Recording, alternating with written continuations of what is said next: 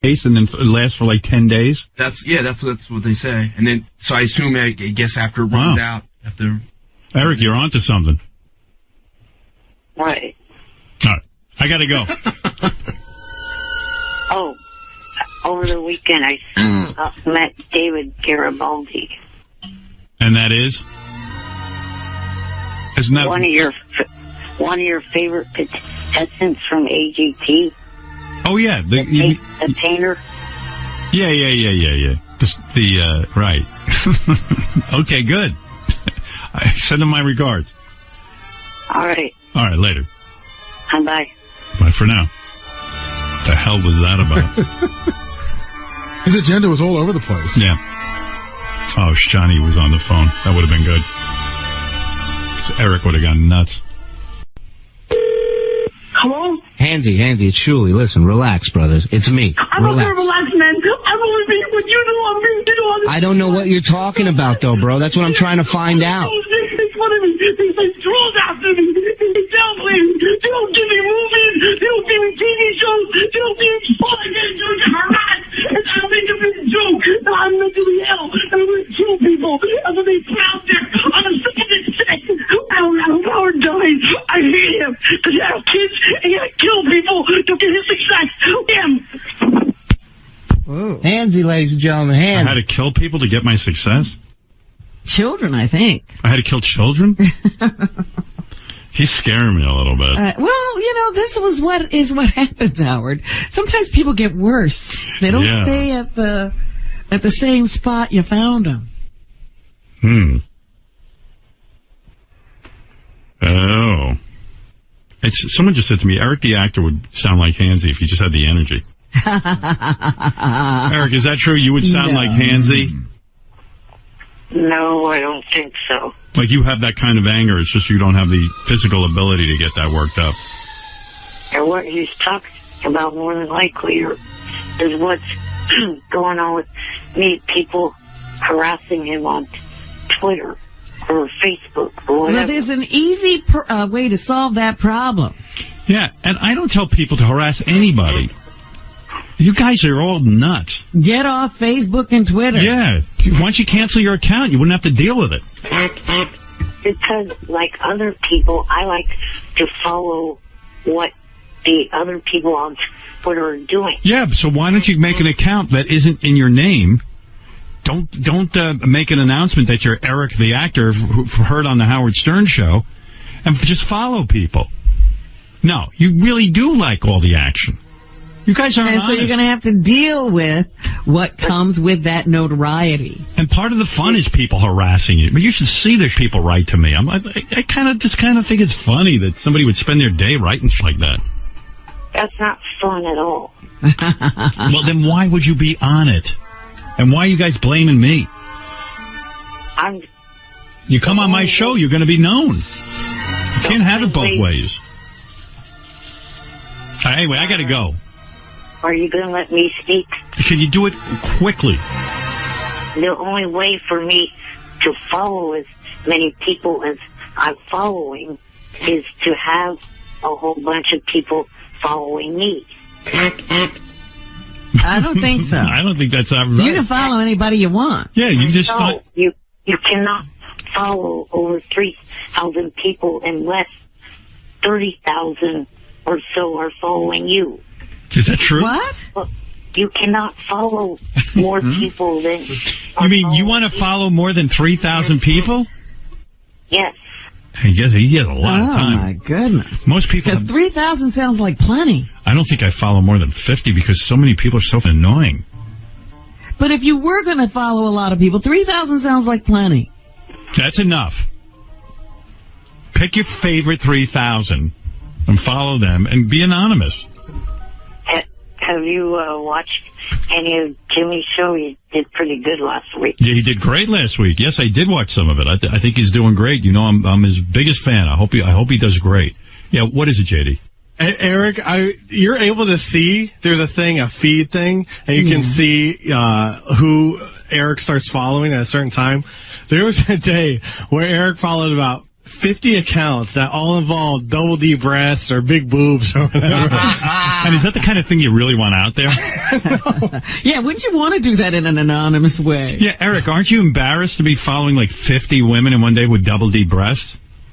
No, I'm straight. I mean, Yeah, but I'm straight too, but it makes you look like you're a mess. You know what I mean? Well, he is. Yeah, but you don't want to. I'm a mess too, but I don't want to appear to be. I want to act like I'm above. There's no hiding that Eric's a mess. Well, I'm full-footed. isn't it enough that he follows 20 titty women? Like, why does it have to be 50? How many titty women do you have to follow in order to get that satisfied? Oh, my goodness. I'm What following. were all those titty women doing that was so interesting? Yeah, but like, what do the titty women do? Post photos of big breasts. And you watch that all day? 50 different big-breasted women? All right, that I could see, but who are the But other? I'm just saying, what else? You don't need 3,000 to get that. Yeah, titties become. Well, I follow actors, athletes, singers.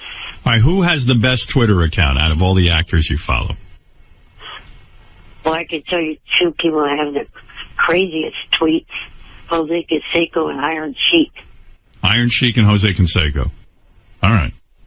All right, this is all fascinating, so I'm going to go. But we can't help you, Eric. The public is the public. They do what they do. Yeah, and Hansy, I have nothing. Well, I can't even get through to Hansy. Every time I try to explain it to him, he's like, you are trying, you are doing it, you're telling people. Yeah, what to he do." knows you're lying to him. And then I sit at home and think about him. Also, last week a caller asked you why your staff had to go to CES. Yeah, why did they? Simple. Consumer electronics. The only way to listen to the show. Okay. Eric, I got to go, okay? Thank Right. you. Bye. That explanation was awful. Simple. Consumer electronics. I'm glad Eric understands. Yeah, I can't tell you how irritated I was at like Gary and... Oh, let me tell Eric about this acting gig real quick. I don't know if I have time right now because I got to get ready for the mother-daughter. I got a ton of things to do today. Eric, real quick, you want to know about this acting gig? Yes, please. All right. Gary, I've had that thing sitting here on the console. There it is. I see it. Okay, I got it. Hello, Howard Stern. I'm not sure who to talk to about this, but I'd like to offer Eric Lynch. Is that your last name? Yes. Because it'd be funny if this wasn't related Right, for it Eric wasn't the for actor. Eric. A part on The Bold and the Beautiful. Oh, a soap opera. As a daily listener of the Howard Stern Show, I'm aware of Eric's struggle to become an actor. I think a role on The Bold and Beautiful would be perfect for Eric for a number of reasons. Look at this. This guy really wants it. He's selling me on it. I know Eric is very particular about the type of character he wants to play. We are happy to write any sort of character for him. Geez, they don't even have something in mind. They're going to write it. Well, since we control this, we should determine what we want him to play. And then Eric won't do it. Well, okay, let's come up with something he'll do, but All it would right. still be interesting to us. Eric, any suggestions on did you want to be on The Bold and the Beautiful? I have no idea. I mean, Wow. Wait a minute. Soaps kind of, right now, soaps are kind of going downhill. Oh, you can't be on a show that might get Wow. canceled? Is that what you're saying? You always surprise me. Like, wow. Actors would kill for any, they'll go they do don't theater. care. They'll do community theater. They do whatever they can when they're starting out. Only I'm not saying I wouldn't do it. This is Wow. It's on TV. I right. don't even understand you, Eric. Is it true you turned down the lead in Argo? When Ben Affleck called? No? Because someone wrote me that night. And he wound up having to do it himself. Yeah, Ben Affleck then had to go star in it. I still would love to take a movie like Argo and just get the rights to the script and then just put Eric in it and hire the entire cast that was in it. Just see what Eric does. Yeah, I mean, I would consider doing it. I mean, where does Bold and Beautiful tape? That's, I think, in Los Angeles. Yeah, I think they're out in Hollywood. If you can pass along her contact, email, or phone number information, I'd appreciate it, or feel free to contact me. I think we better control this, because I don't want Eric... We got to get this guy on the phone. Hey, Gary. I got to interview the mom and daughter who do porn together in the 7 o'clock hour. You think in the 8 o'clock hour you get this cat on the phone? I got his number, I got everything. And we put him on with Eric, and we come up with a role. I'll give it a shot. Because I don't even know what's happening on The Bold and the Beautiful. Do you? Yeah, I don't know what the storylines are. My feeling was, if they're looking for Eric, the show's in trouble. That's yeah. Eric says he doesn't want to be on a show in trouble. Yeah, to me, if you're looking for Eric, you've got problems on that show. But The Bold and the Beautiful has been around since I was a kid. I think Not since you were a kid. A no. long time.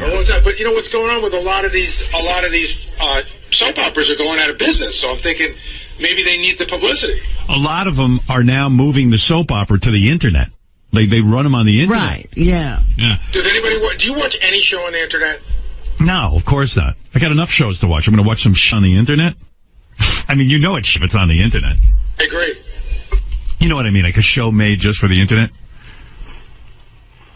You rarely see anything. Like, even I go to some of these, like, comedy websites. Someone says, hey, this guy's doing some comedy. And, you know, he's doing it on the internet. And you go, oh, maybe that's cutting edge. You look at it and you go, oh, no wonder he's not on TV. Like, I'll watch you watch an informational show if it's like 6 or 7 minutes long, but you're not going to watch a scripted hour-long show on your computer, are you? If it was good, No. I would. I wouldn't. Rob, which one is it that you watch then? I don't watch any of them. They're not good They're yet. not good. No one's going to put any money into that. You know what I'd like to see Eric play?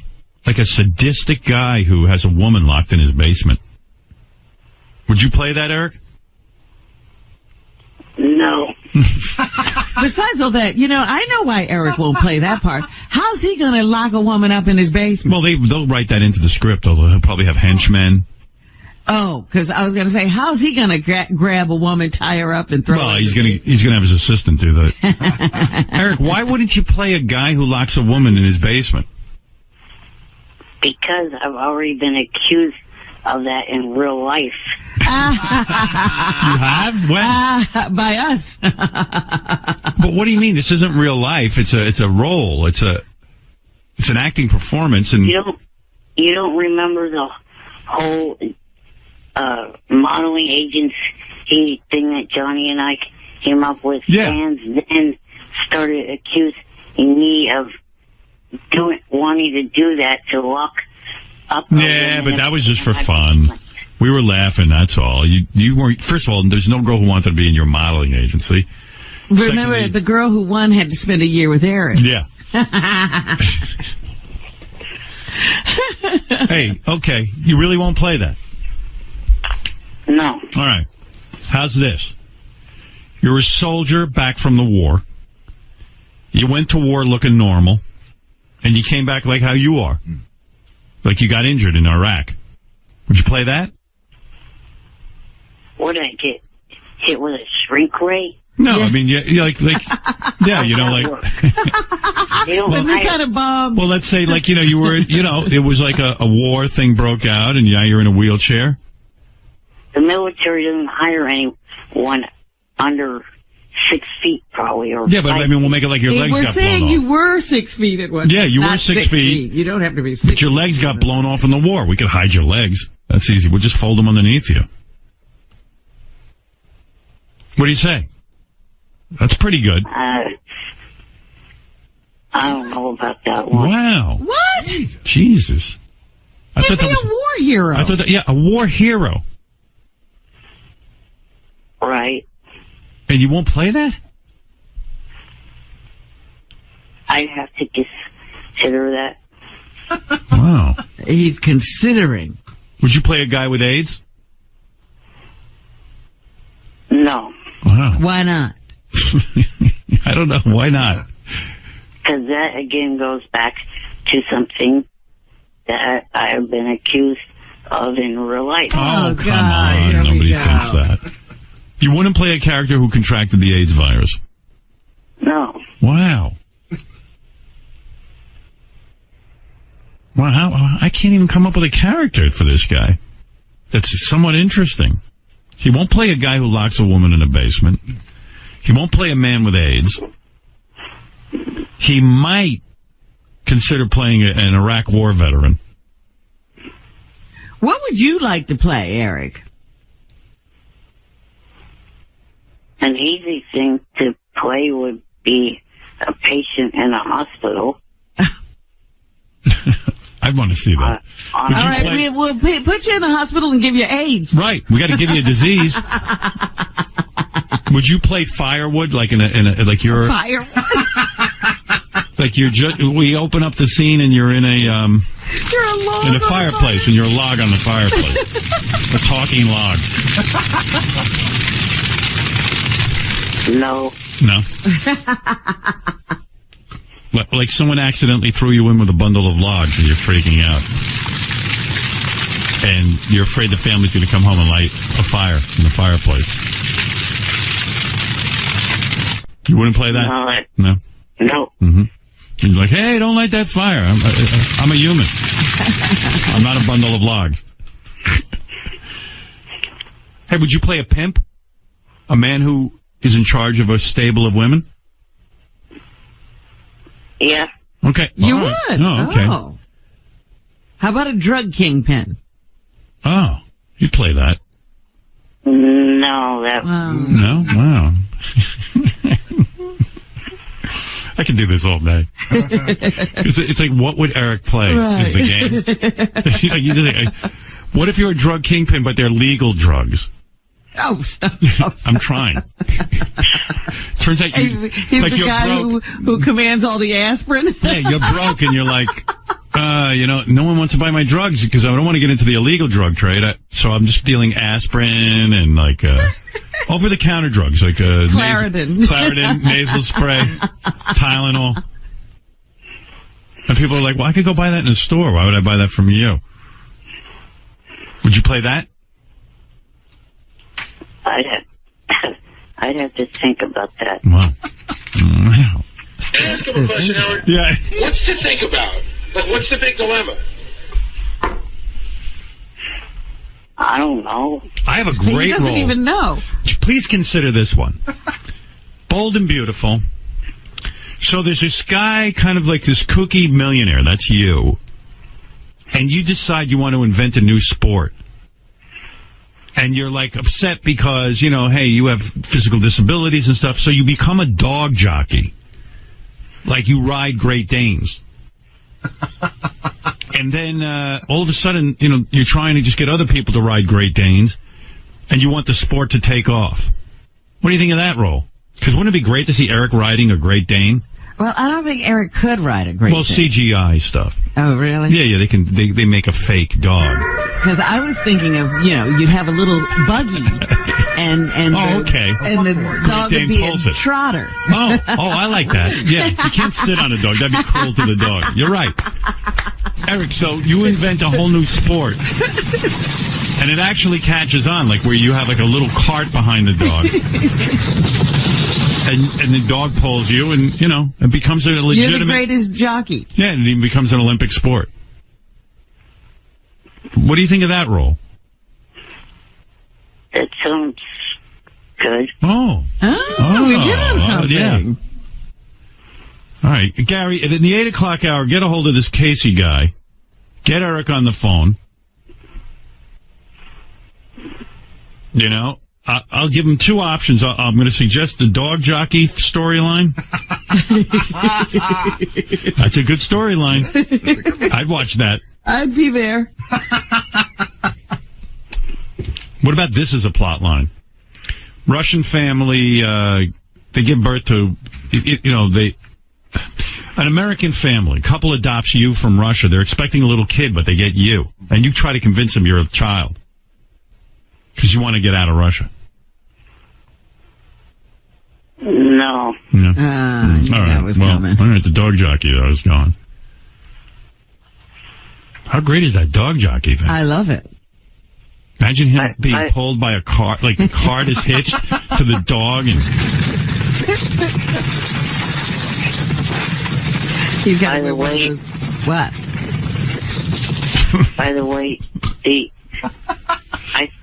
I'm pretty sure the reason why Beyonce did lip syncing thing Go ahead. was because of the fact that singing in cold conditions like that. Yeah, Kelly Clarkson did it. Yeah, but after James Taylor was singing, he got interviewed by Brian Williams, and he said to Brian Williams, it's not easy to sing in cold weather. It affects. Of course it does. That's what Howard said. If you can't do it, don't do it. Yeah, I mean, don't show up then. I mean, Kelly Clarkson did it. James Taylor did it. You can't be a singer and show up and not sing. She could have just played a record for us. Yeah, I mean, I could have done that. You could have done that, Eric. You're not upset about it? Not really. Wow, I'm upset. Why not make Eric a nightclub singer? Go ahead. I'm with you.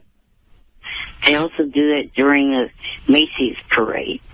Yeah, but it's known. She tried to fool everyone. She even pulled as King of All Blacks says, she even pulled the earpiece out of her ear to scam us. I'm sorry. Yeah, she made it look like she was singing for real. Please, she's trying to fool us. Eric owns a nightclub. Go ahead. And he's the guy who entertains.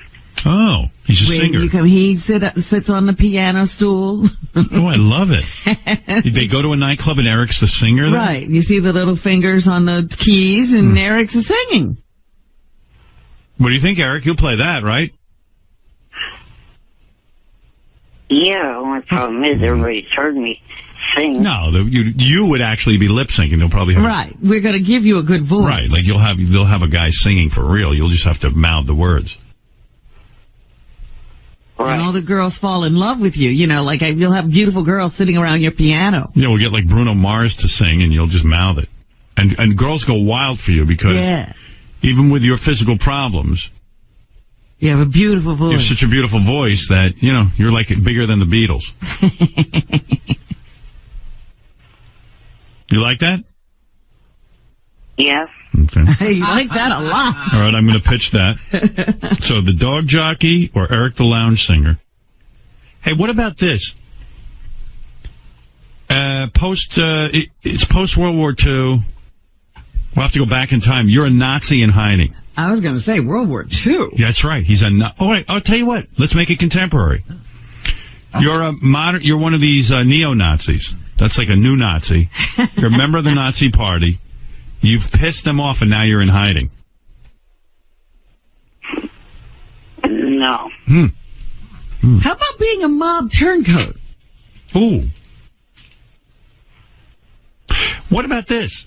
And he has to, testify against the mob. They're trying to kill him.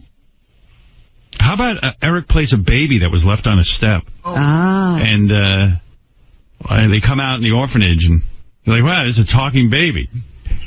What do you think? That's good. Got teeth and everything. No. You won't play that? How about an Al-Qaeda sympathizer? Like, you're an American, but you're plotting, like sort of like Homeland. You were seduced by Al-Qaeda. Gorgeous woman from Al-Qaeda. She's a reporter for Al Jazeera.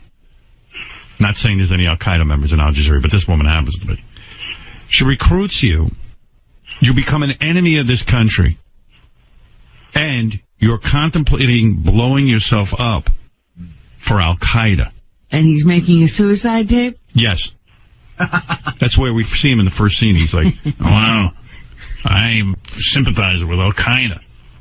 I'm going to blow myself up. You've been told that I'm crazy. Right. But I am here to tell you I'm not. And I do love my country, but we've done wrong. What do you think of that? That's an interesting part. No? No. What? Was that a no coming? That was a great part.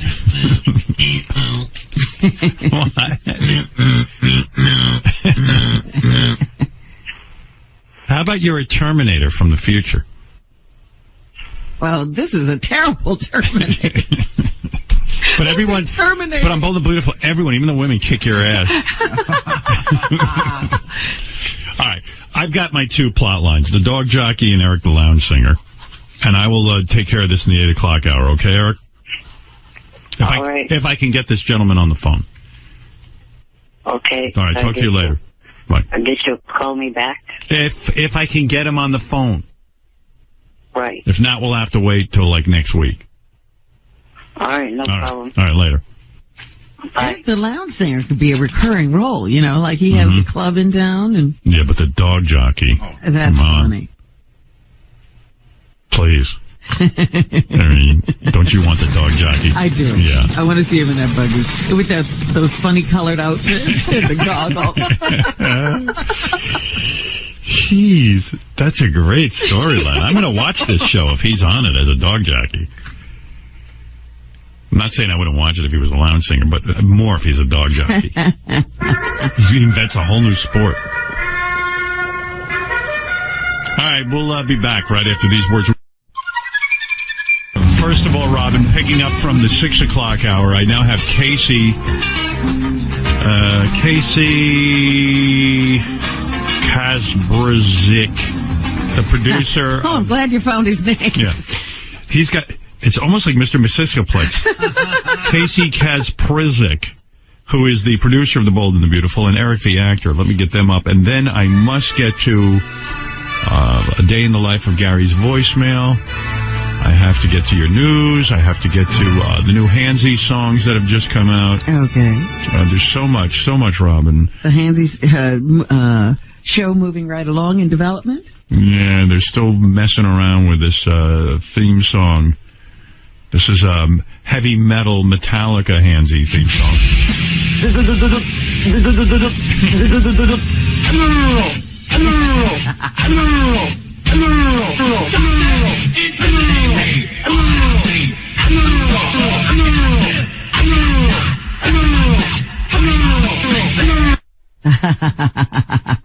I like that one. I do. I do too. I think that might be it. All right, this is Casey McSixoplex from Casey McSixoplex. Are you there? Hey, good morning, Howard. Good morning, my friend. And let me get to Eric the actor. Are you there, Eric the actor?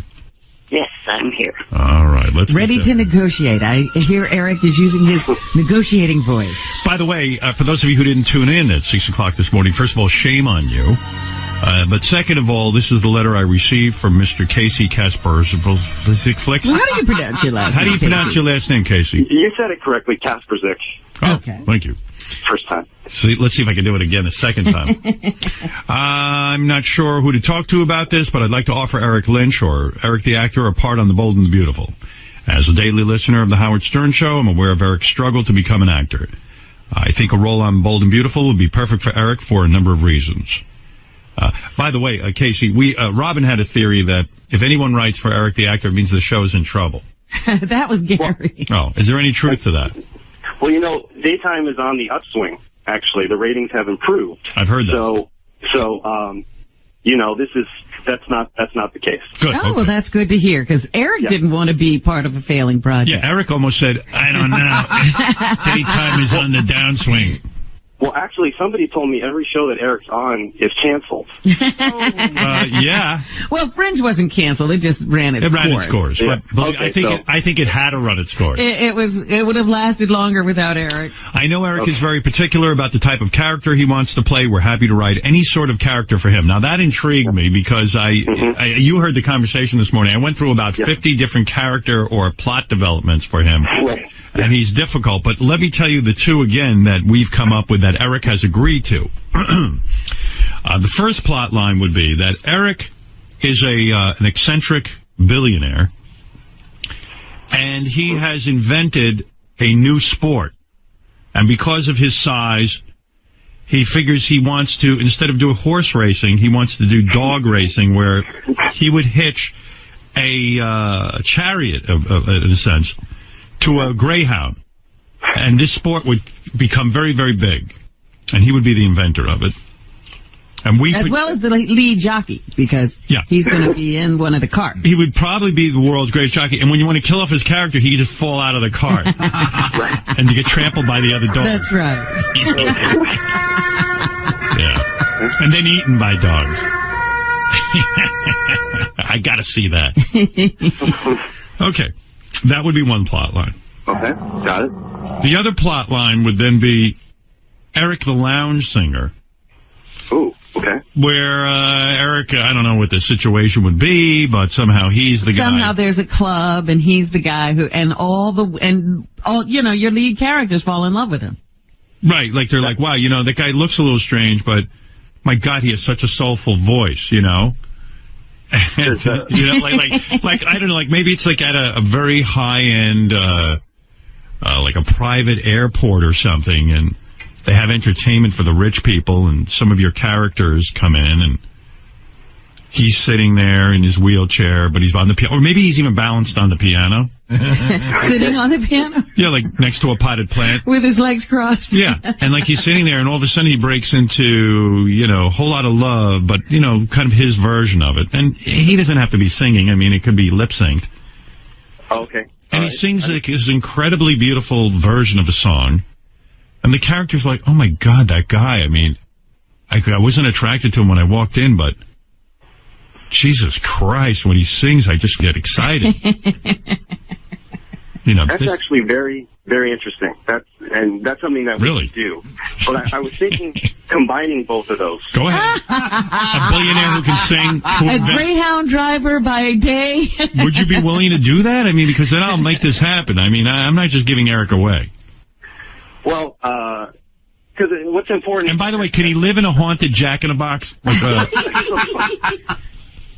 Well, we take place in the real world, so we don't have surreal things like that. You don't have the fairy tale. Well, why is that a fairy tale? That he lives in a Jack-in-the-Box? Mark, I mean, yeah, but I'm talking about the lounge singer who also invented... No, he was just talking about the Jack-in-the-Box. Right. The Jack-in-the-Box. But this is, I was thinking he could be kind of a retired dog jockey of sorts, but now he has a career as a cabaret singer. Yeah, I'm up for that. Yeah. Does he still wear those jockey outfits? What if he's like, hey, Eric, would you play, like, let's say you're like a Richard Simmons type exercise guru, except you were in a car accident. So you still teach exercise classes, but you have to do it from a wheelchair. No. No? Okay. Well, See, that's okay. I got the other two. The main thing, though, is I just want to hear some passion and enthusiasm from Eric. I want to know he wants to do this. All right, I'll let you guys talk. That's a fair enough request. Eric, Casey's saying, like, are you into this or what? Yeah, I'd be into it. Okay. Can I ask you a couple questions? Go for it. Okay. Have you ever watched The Bold and the Beautiful? No. Okay. Can you memorize dialogue? Yes. How are you at taking direction? I mean, sorry.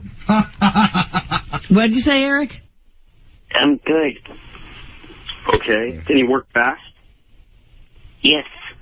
Yeah, because soap operas, they work fast. Yeah, I got to tell you, my wife did a couple of scenes, a couple of days or weeks on a soap opera, and she says they throw a lot of lines at you.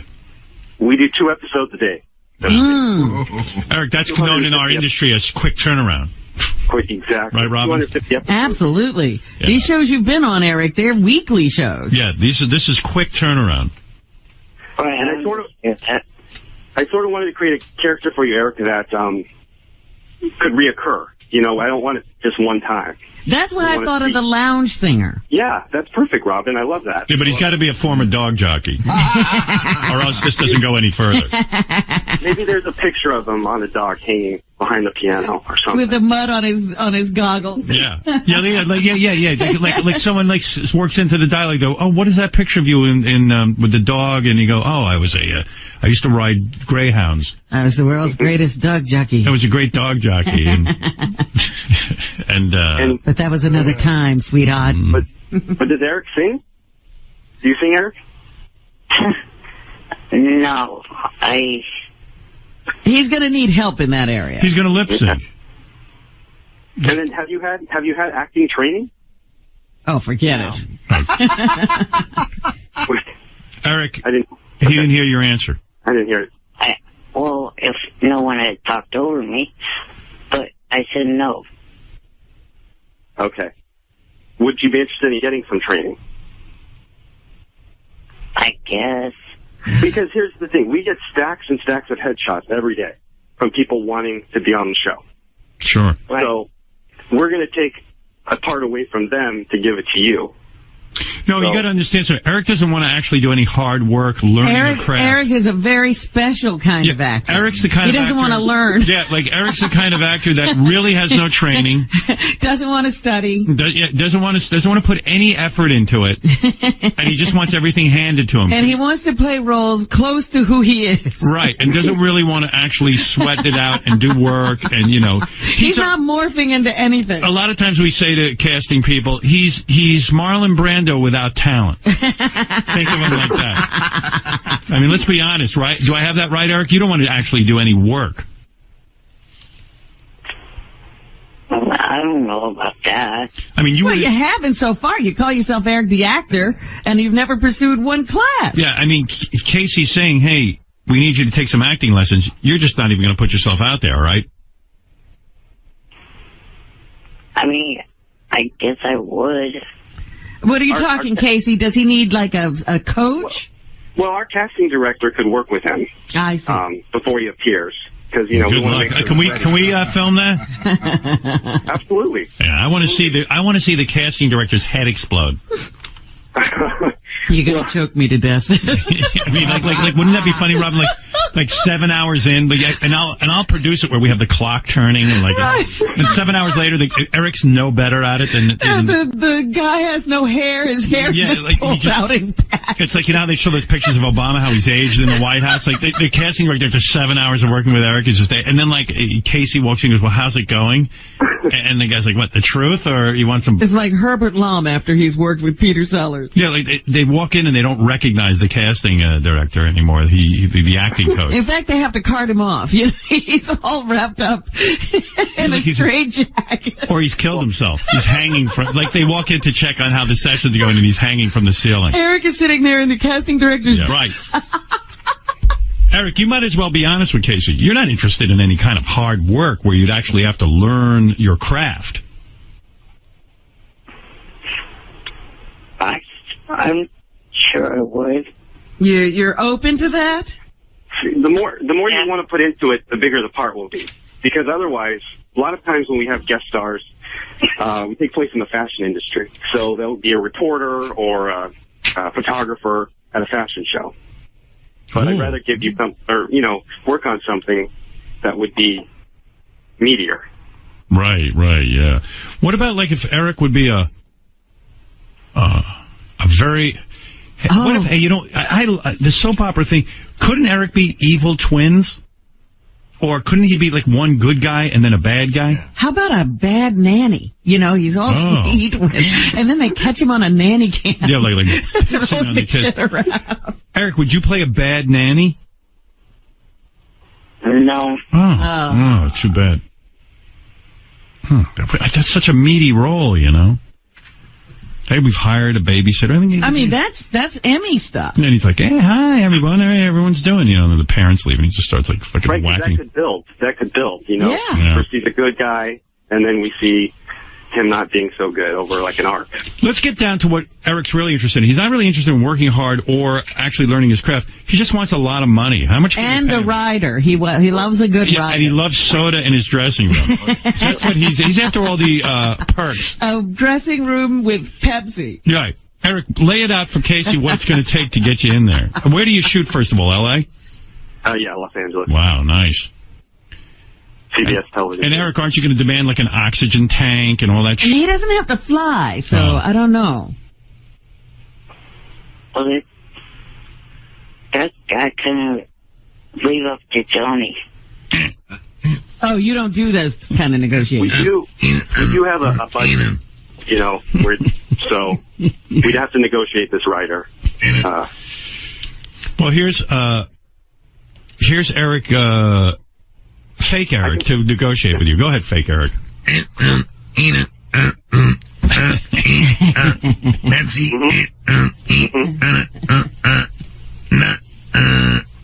No singing lessons. Okay. Oh, so you want Johnny to talk to Casey next? Can we have that conversation? You all right, Casey? I can promise you your name on the door. I can give you that.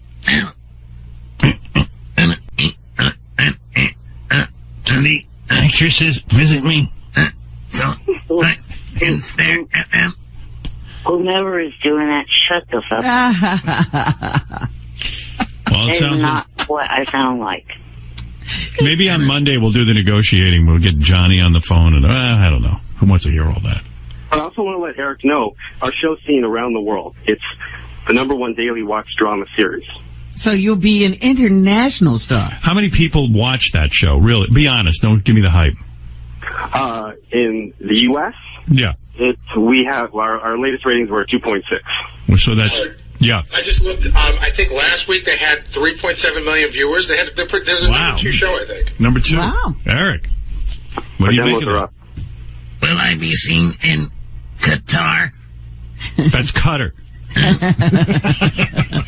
Ignoramus. Everyone knows that. Wow. Eric, what do you think? You excited? Sounds interesting. Just interesting. He doesn't commit. No. He's really... I think that's, that whole negotiating thing. He's not really going to commit to anything till Johnny locks it in. Yeah. How many days do you think you need him initially? Well, probably just one to start, Mm-hmm. and then we'll see how it goes. What does a guy get for one day's work on there? And under 5 is... Yeah, he's definitely under 5. What are you, 3-something? Under 5 is about... No, we don't mean height, Robin. We mean lines. Yeah, he's definitely under 5 foot. How many? You're not going to give him more than 5 lines? Well, I mean, we can... I have to go back to my boss and pitch it to him who writes the show. Right. And figure that out. But normally... depending on the role, I'm just saying an under 5 is, the basic, and then there's a principal rate. All right, what's the principal rate? Because he wants to be a principal. Well, he's going to go with the under 5 We can first. negotiate with him because I know there's travel involved. Mm-hmm. There's other expenses. Right, Eric? Wow. Yes. You're in Oakland? Or where are you? Up north? Sacramento. Sacramento. See? So. Are Do you there, fly or drive? Are there werewolves in Los Angeles? Because Eric, we put him into a project the last time where there was talk that there might be werewolves. This was in New Mexico. Eric He was wanted nervous. a werewolf net or something. I heard there were werewolves in New Mexico. I also like the idea that he was a modeling agent. Yes, We he tried. We deal with a lot of models, so... He would love that. How about he plays a modeling agent who wears a diaper? Would you play that, Eric? No diapers. Okay. All right. Okay, Trying to get some... Yeah, I don't think Daytime's done that storyline with someone wearing a diaper. It's a social issue. Shit my pants. Heidi Klum, change me. No, all right. We know the areas Eric is comfortable with. All that's left is the negotiation. So, how would you like to handle this, Casey? Eric, do you want me to send Casey your information? Sure. All right. I'll get back to you today. All right. Okay. That's usually Eric. That's usually where you say thank you. Thank you. Yeah. You're welcome. And by the way, Howard, I have nothing else to do with killing those shows. Eric. It's the 5th and final season, regardless if I was on it or not. A lot of people are blaming you for the end of Fringe. J.J. Abrams called me, said, as soon as we put Eric on, we got a cancellation. You know what? I just have to tell Casey, don't write any comedy for Eric. Well, jokes go right over his head. Yeah, I think Robin was kidding, Eric. So, Jeez, woman. Yeah, although his last role was on Mary McCormick's show, they canceled that. I just want to say, Eric, if he is passionate, I would appreciate it if he would watch the show. And next time we talk, I might give him a quiz just to know if he's been watching. Well, Can you do that, Eric? Yeah. What time's the show on, Casey? Because I know Eric's too lazy to look it up. What? Daytime. That's probably, I'm not sure what time in Sacramento. In L.A., it's on at 12:30. Okay. All right, Casey Kasparowski. the producer of Bold and Beautiful, and Eric, the actor, who now is landing. It looks as if he's in the middle of landing a major role on Bold and Beautiful, where he'll have a reoccurring character. Yeah. I believe that even though, lest anyone think his lack of excitement is going to hurt him, it seems that this is going forward. And oddly enough, it's probably the break Eric's been waiting for, because everything is just a one-shot deal with him. This could be a recurring role. Well, if the shows don't last, how can he reoccur? We've been on for 26 years, so. Yeah. Nice. Well, we'll see if that lasts. There you go. I am not a show killer. Shut the f up with that. Hey. You can prove them wrong, Eric. All right? You can do it. I tell you, with the enthusiasm, I can imagine, Casey, you see actors come in there, when they audition, they're just full of energy. I mean, this guy, talk about a lack of excitement. He's not even auditioning, and he's just, You would think the way he's behaving, he was auditioning for the role of a houseplant. It's almost 6 a.m. here. So What's what? that got to do with anything? Dude, you're getting offered a reoccurring role on The Bold and the Beautiful. We're more excited than you. I'm half awake because I took NyQuil. Oh. No, well, you didn't say that. I have an abuse problem. I will. I can't wait to see this show.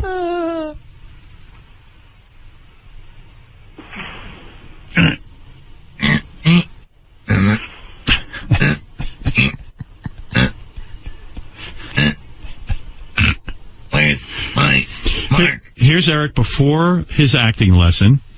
And now, 10 hours later after his first acting lesson, here he is.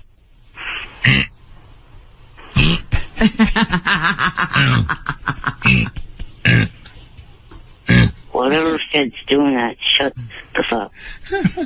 All right. Eric, good luck with your negotiation. And This is a big break. And why couldn't you be more energetic, Eric, over there? NyQuil. You're half asleep? It sounds like you're falling asleep.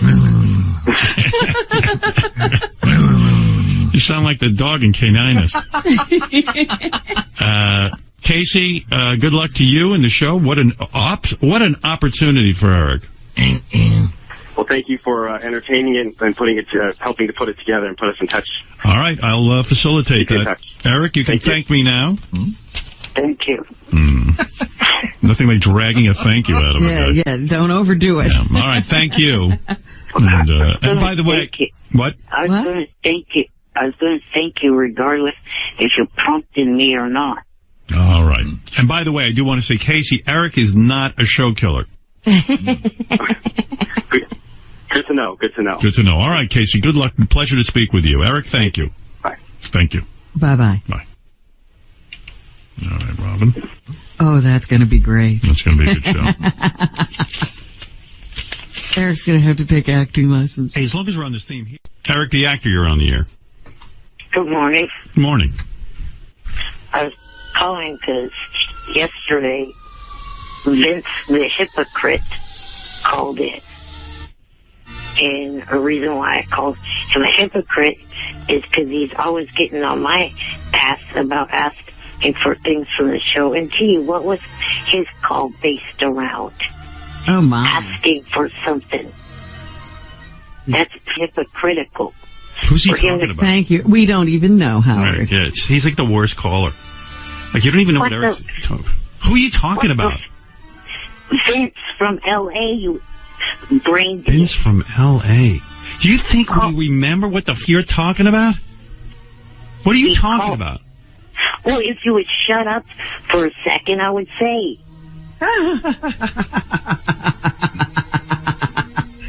I'm talking about the fact that Dunce called in asking for a handout for his wife for their anniversary.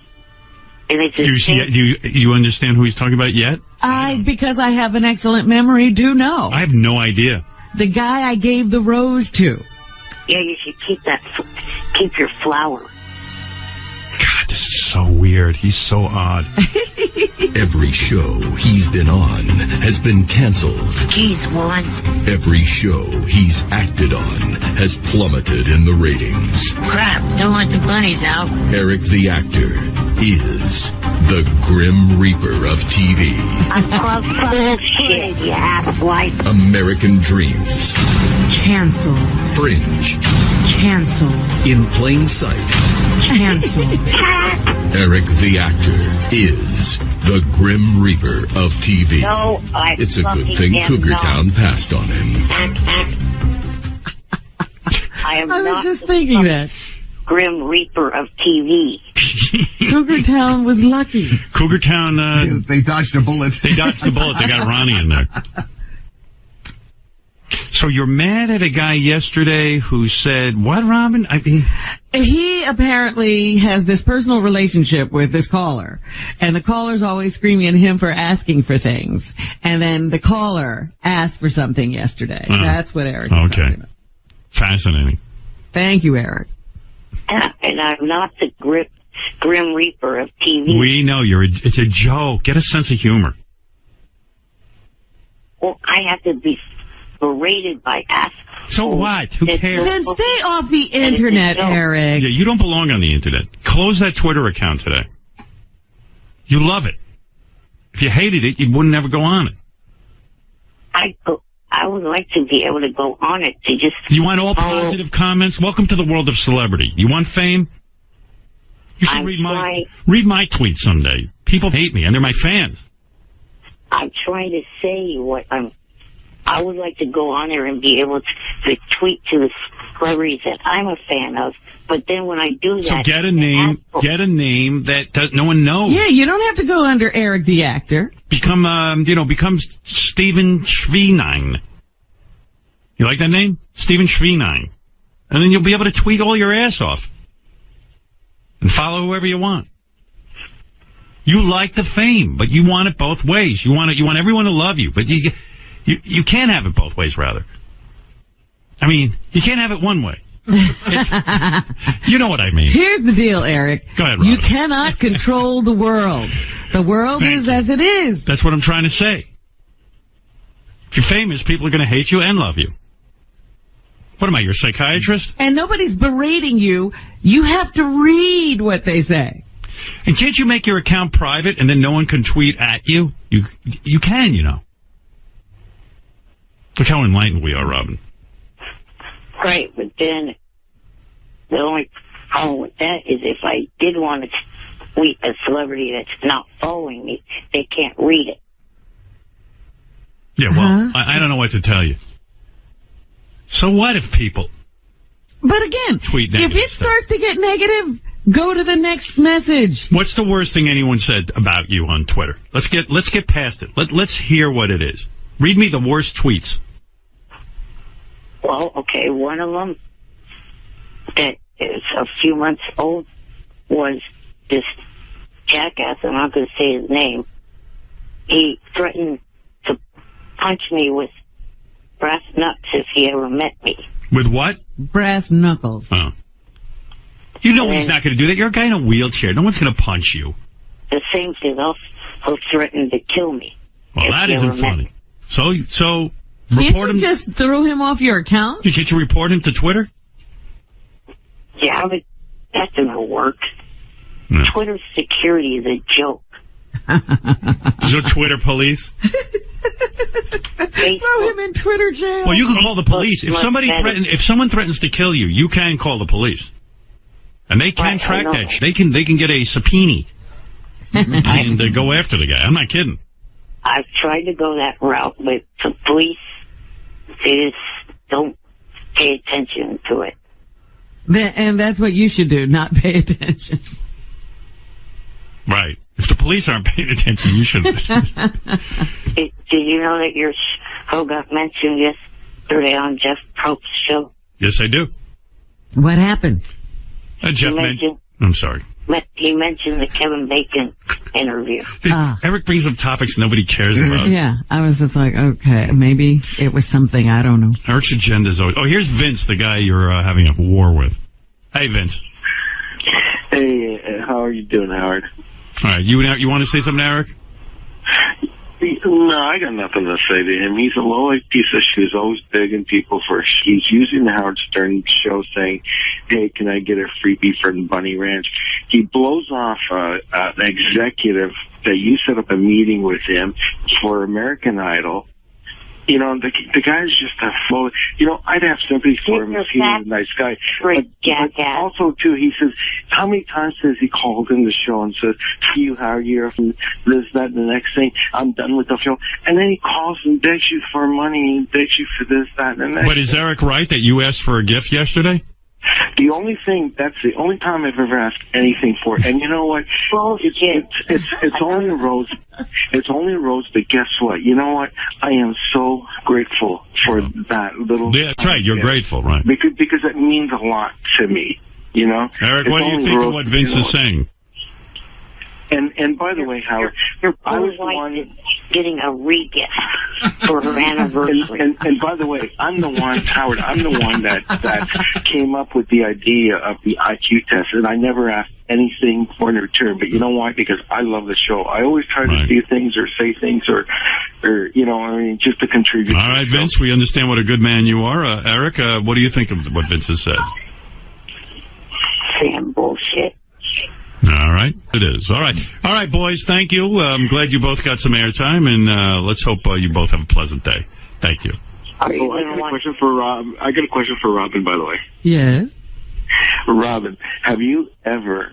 Well, I got a question for you, and I got to go. Vince, my head's exploded. All right, have you ever used an escort service? No. Thank you, Vince.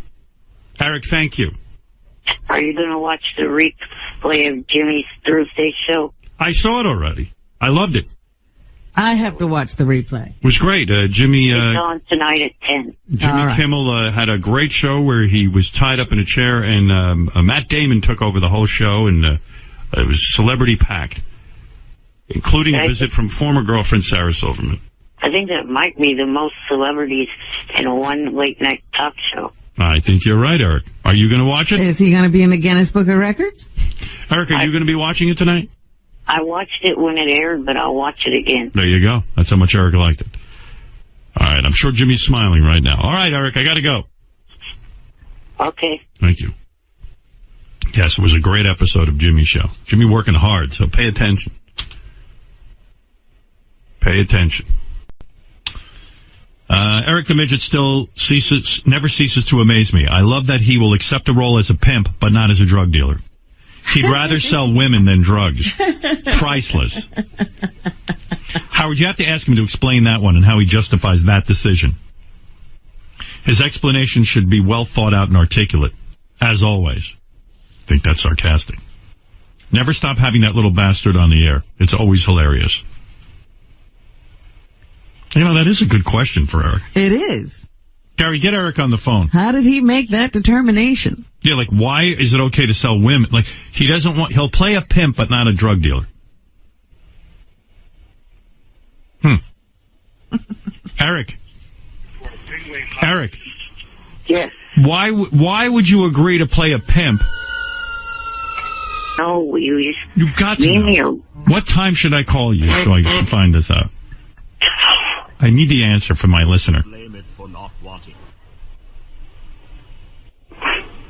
I don't know. It's better with the music. Are you okay? Who needs? Yes. I'm annoyed being woken up when I'm trying to sleep. Why don't you put the phone off, so we can't get through? I didn't know you're sleeping. I thought you're always available. It's a cell phone. You can't do that. Yes, you can. You turn off the ringer. You don't know how to turn off the ringer on your cell phone? Well, yes, I do. I didn't realize that's what you really meant. That's what I mean. So why not do that? So I can't wake you up. I think... I thought you meant like leave the... Like you thought it was a regular landline that you stuck and leave the phone off. All right, let me ask you one last time, because you're up now. Why would you play a pimp? All right, forget it. We're never going to get an answer. All right, thanks, Eric. I'll see you later. Go back to sleep. Sorry to wake you. This is going to be the question the next time we call you. Yeah. Or talk to you. Right. Next time you're awake. So think of an answer. Bye for now. Bye for now. Oh.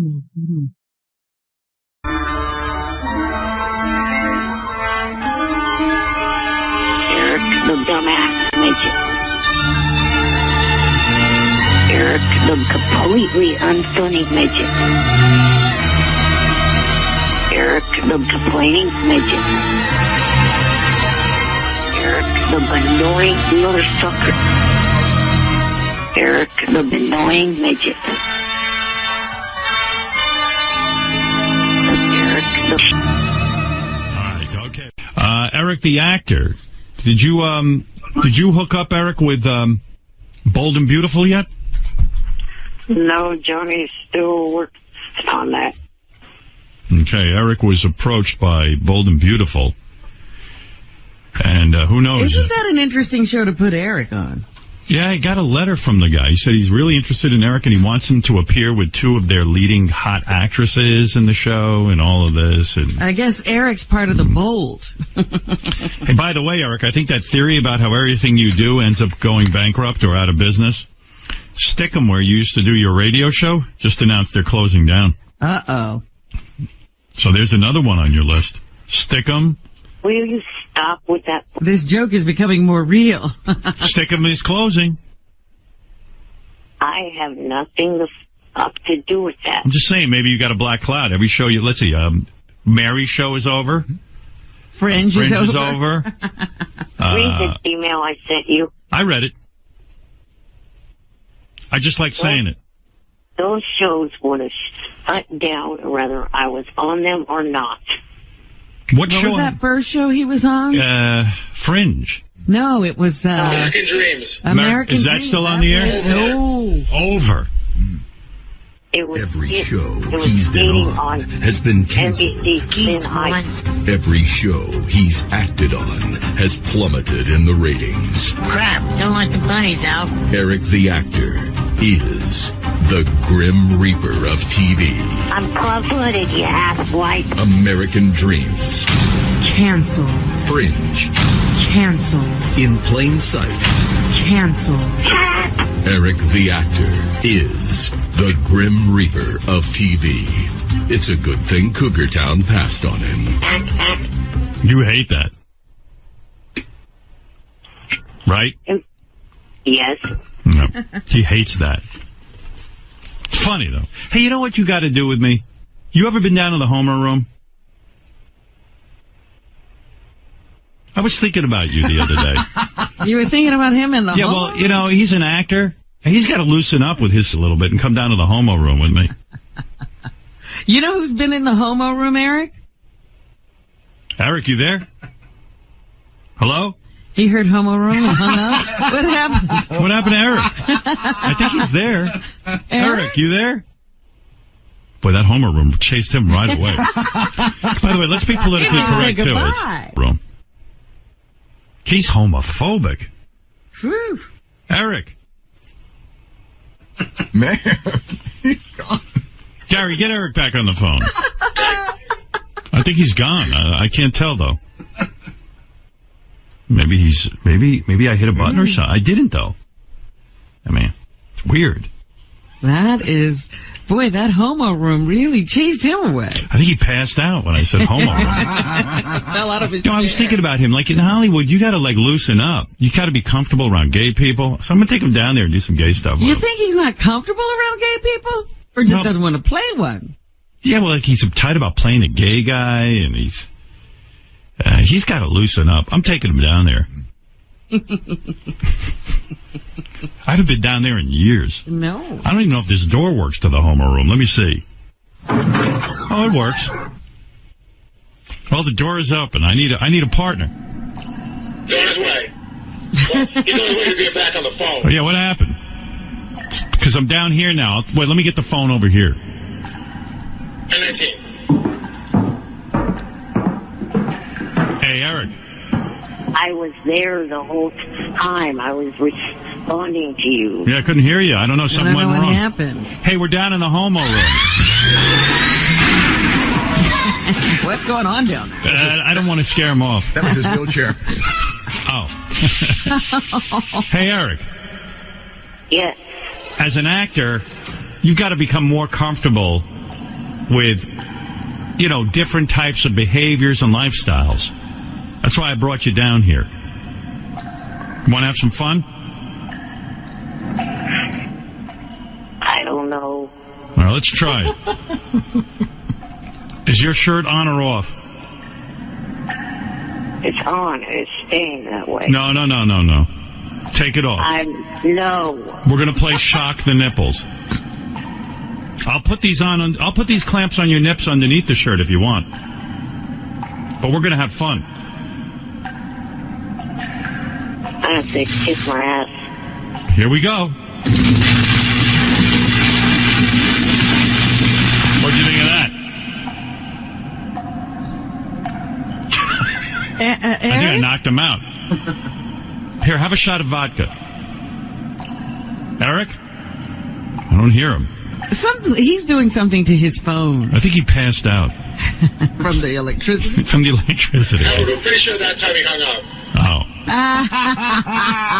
By the way, the Homer room is handicap accessible. Let's get out of here. Well, you can't keep Eric down there. Oh, man. Is he uptight or what? Get him on the phone. Get him back on the phone, Gary. I want to find out where see we're how at. far this goes. Yeah. He was a real dud. I couldn't even get his shirt off. Now. God, haven't been down there in years. When's the last time I was down in the Homo room? I don't know. I think it was with William Shatner, wasn't it? Oh, my God, you're going back 15, 16 years. Seems much smaller now, It's weird, eh? Is it? Back in the day, it seemed bigger. It needs a renovation, that Homo room. And I guess, people are more politically correct. It should be the room where activities occur. Discreetly. The gay room. How about the LBGT BGB thing? There you go. Room. Come on. Eric, yeah. he's on line 19, but he's adamant that he's not going there with you. What is that? He does not want to go in the room with you. Eric, why did you leave the room? Because I'm not into that shit. Oh, my God. We're talking about how you need to free yourself up to be an actor. Dude, we didn't even get to the enema. Oh, you're not going to. Come back down there with me. Come on, be a man. What's wrong with you? I'm gonna hang up again if you. Please, I'm begging you. Eric, just come down there with me, and I'll tell you what. I'll check you for testicular cancer. No, jackass. I'm not going to go there. Eric, do you... Pittsburgh Pete. I know Pete. Yeah, Howard, thinking about you again. You're in your 50s. Right, I'm 55, Pete, and in January 12th, I will be 56 years old, and I can't even imagine it.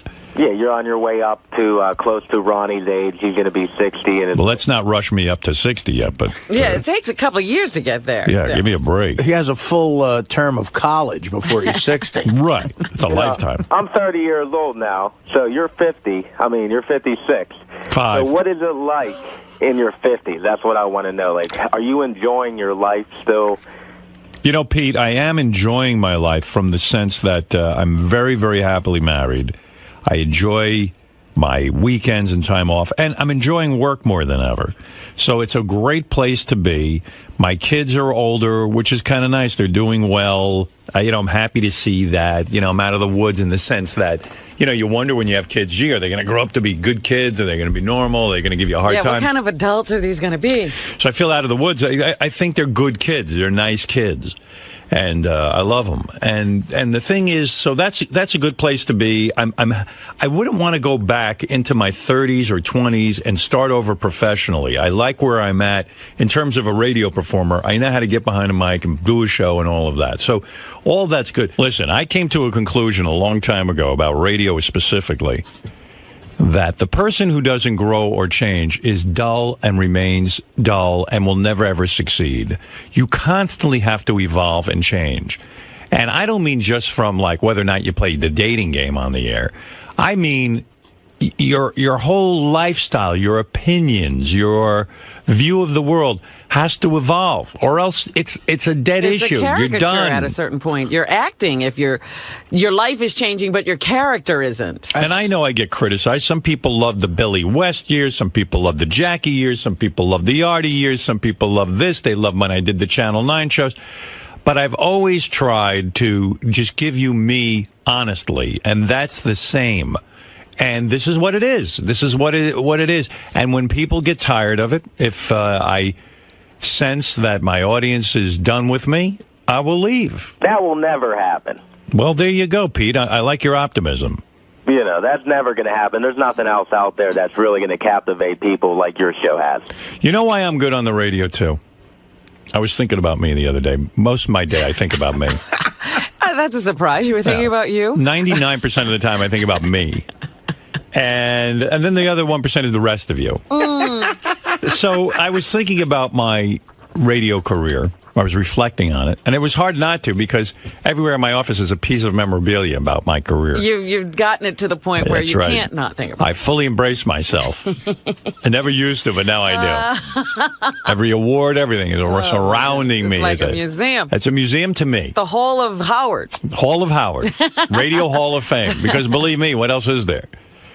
And so I was thinking about me, and the reason I'm good on the radio is A, it's a certain ability, certain talent. That's one thing you got to have. B, there's 4 things you got to have. B, what was A again? A was that you got to have a certain talent. You got to have a certain ability. B, you got to be... What is that certain ability? You didn't have it when you first started. Well, no, it's a certain sensibility about the world, a certain sense of humor, a certain understanding about how to tell a story. It was in him, though. It was in me. Yeah. I mean... Okay, well, what you're saying then is... your family and the way you're raised. You had I don't know what you're saying. What I'm saying is that many times I'd be sitting around my family and we had to tell a story. Yeah. And my father would say to me, "Stop. It's boring." Now, these were harsh words, but they fixed you right. They fixed me. They made me nuts. They made me neurotic. It was mean, but nevertheless, they go, edit yourself. Most parents today listen and indulge every word a kid says. And quite frankly, they're healthier, but they're big bores. You hear some of my callers. They can't even, they do a wind-up for 15 minutes. Yeah, they can't even get into the story. They're bores because they've been overindulged and they've been told that everything they say is brilliant. So what I'm just trying to decipher here is it still is something you learned. It wasn't an innate ability. You say your parents molded you. Yes, that's true. I agree. Well, not just your parents. It's just but there also is it's like a great musician. They have a musical ability. Yes, they had to sit in their room and learn the guitar, let's say, Eddie Van Halen. But there's a certain ear they have and a certain ability to understand music. There is a talent there. Okay, so then it's 2 separate things. That's right. It is a physical sort of gift you're born with. B, it's also the way you're raised. That gift could remain dormant. Like if Eddie Van Halen hadn't had certain surroundings, if he hadn't had certain influences in terms of music, it might never have emerged. He might not have felt comfortable enough to encourage that. So it's partly environmental. It's partly sort of what you're born with. A certain ability to speak. Okay, so you had a certain awareness of the world and a sensitivity and a sensibility toward information and outside events. For example, my father was in radio. He was an engineer, but I was exposed to this idea of the microphone, people speaking into it. He was also a recording engineer. He had a recording studio. So that was instrumental. That's part of it, yes. Instrumental is an okay word to use. That's fine. You know, I mean, you would not have been on the radio without that, is what you're saying. It's one of the components. That's right. Now, also... The stars aligned, Howard. It might have been from God. You have to give God a little credit once in a while. Well, yeah, that's what I call the thing that you're born with. This ability to look at the world and say, gee, Mad Magazine's got the right idea. There's satire there. You have to have a sense of humor and appreciation. Sense of humor has to be cultivated by your environment, but also you have to have that ability. It's sort of an ability somewhere inside of you. Yeah, now there's another thing. Where does sense of humor come from? Well, as Pete puts it, if you believe in God, or if you believe in the universe, nature, whatever it is, or the genetic sort of soup that we come from, it's just sort of something that's there. Like Beethoven had his musical thing, and it came out early. That's how Artie made it to the point where he's at now. Well, hold on. We'll get to Artie. Artie's a whole nother case.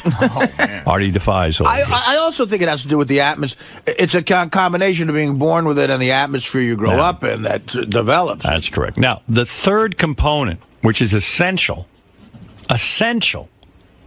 in any success story. Now, I don't care what you apply this to. Pete, what do you want to be in life?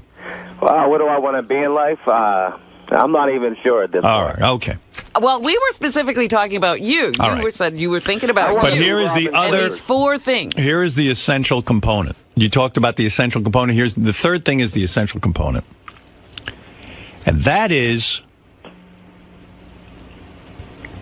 I want to see who's paying attention at this point. He's making it up right no, now. No, I'm not.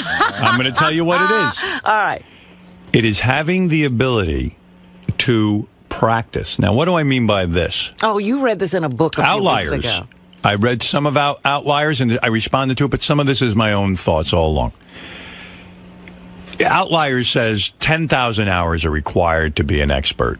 Now, I've never added up the hours, but the hours of me watching television, listening to Brad Crandall on the radio, putting this together, seeing my father, and then actually having the time to develop this. WRNW, I was working a 6-hour shift, 6 days a week, and I got hours and hours of practice in college. I go down to the college radio station and start to practice.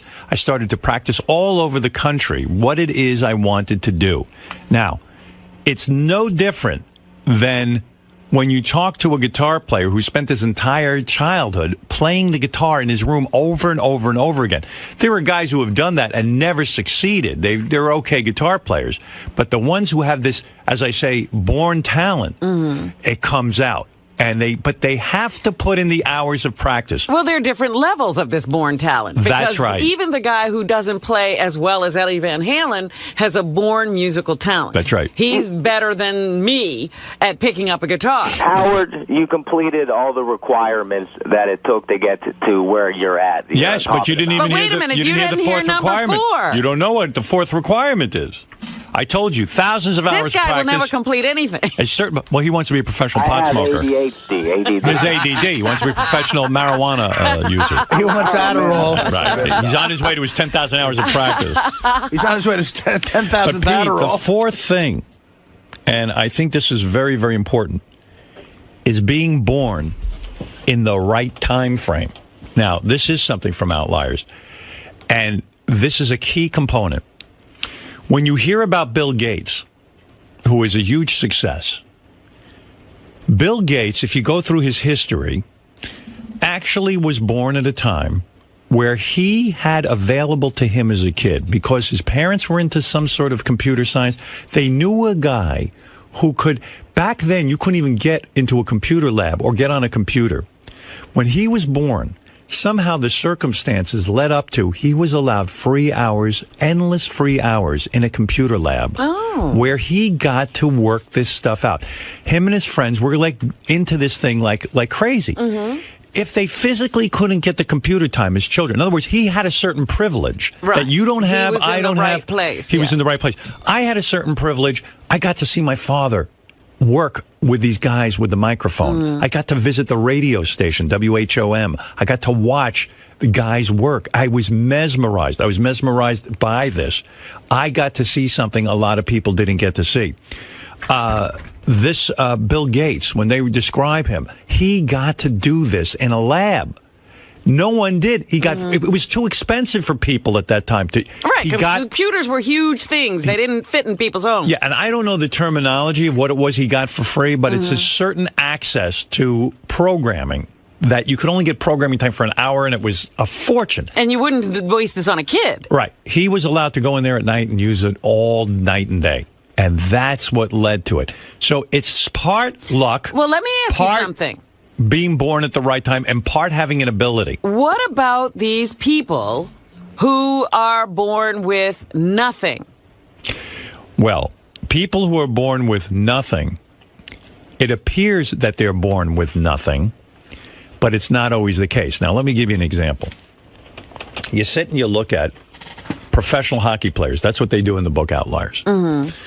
And the guy points out, he says, everyone in Canada, for Canada's a huge hockey place. And they say, well, why did this guy become a pro? He didn't have anything more than anybody else. Maybe he had some talent, this and that. But it was the mere fact that they were born either January, February, or March. Now, you would never pick up on this, but here's what happens. In the school system, it's a full year. The kids who are born January, February, March are physically bigger.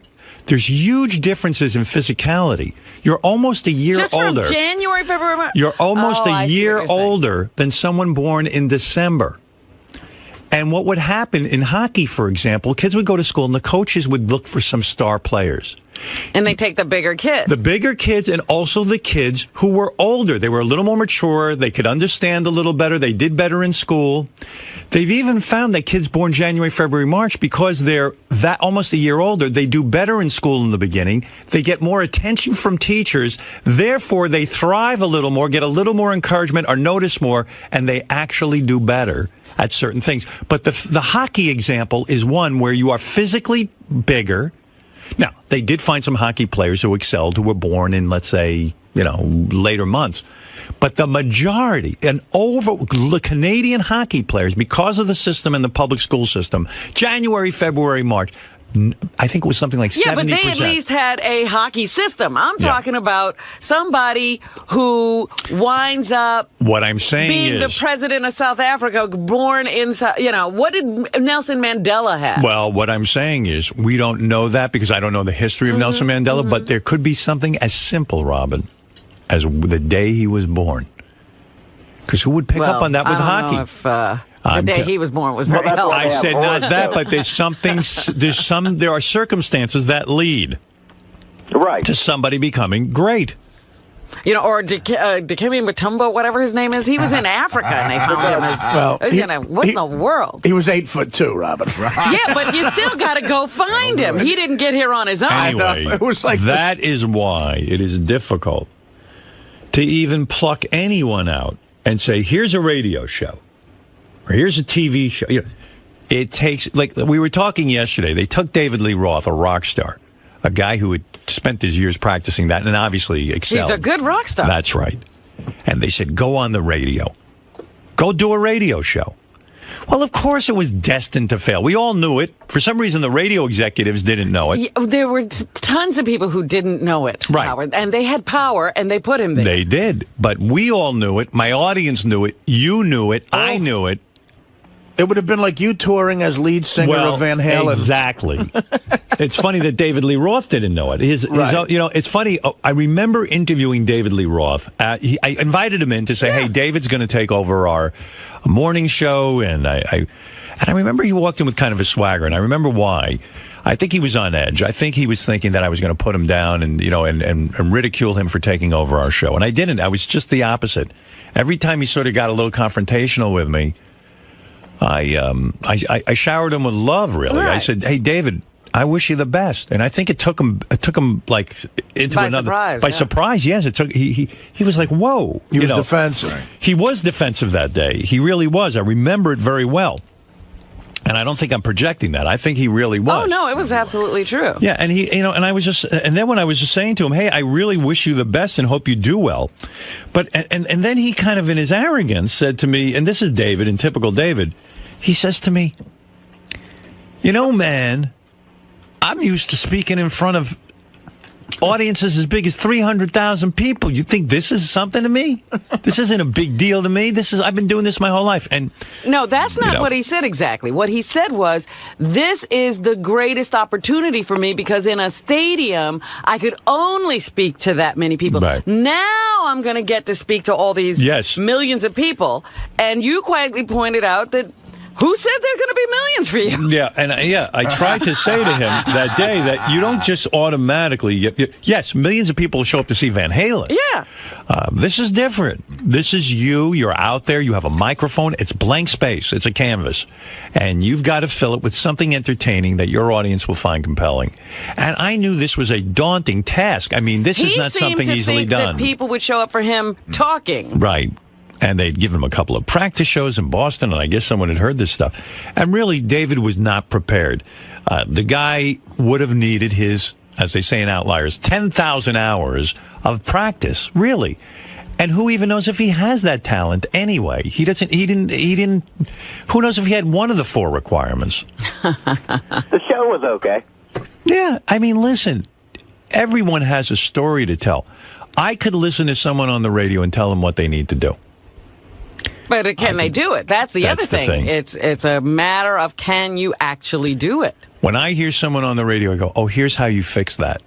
But then I go, well, if they're not going to hear that, how are they ever going to fix it? And you would feel that way towards everybody. That's the thing. You would put your mind beliefs above everybody else's in the world. What? In radio, yes. In radio, I believe I'm as good as it gets. That's how I really do believe. And I'm not saying it from arrogance. I'm not saying it out of any sort of pompous notion. I don't feel about that way about anything in my life. I go to a psychiatrist 3 times a week and I go, I don't even know how to be. I don't even know how to be a human being. You don't know how to be you. I don't even know how to exist. It's pathetic in there. I mean, it really is. You would think that I was an entire mess. But nevertheless, when it comes to this, radio, I mean, I'm as competent and as I am the Beethoven of radio. Well, I said it early on. I couldn't understand how other people couldn't see how much you knew. And when they were, when we first started, when we were at DC 101, and they would sit in the room and they'd start trying to tell you things, I was like, don't they realize he's the smartest person in this room? Well, you know what? Don't they know they should be listening to him? It led to a lot of frustration.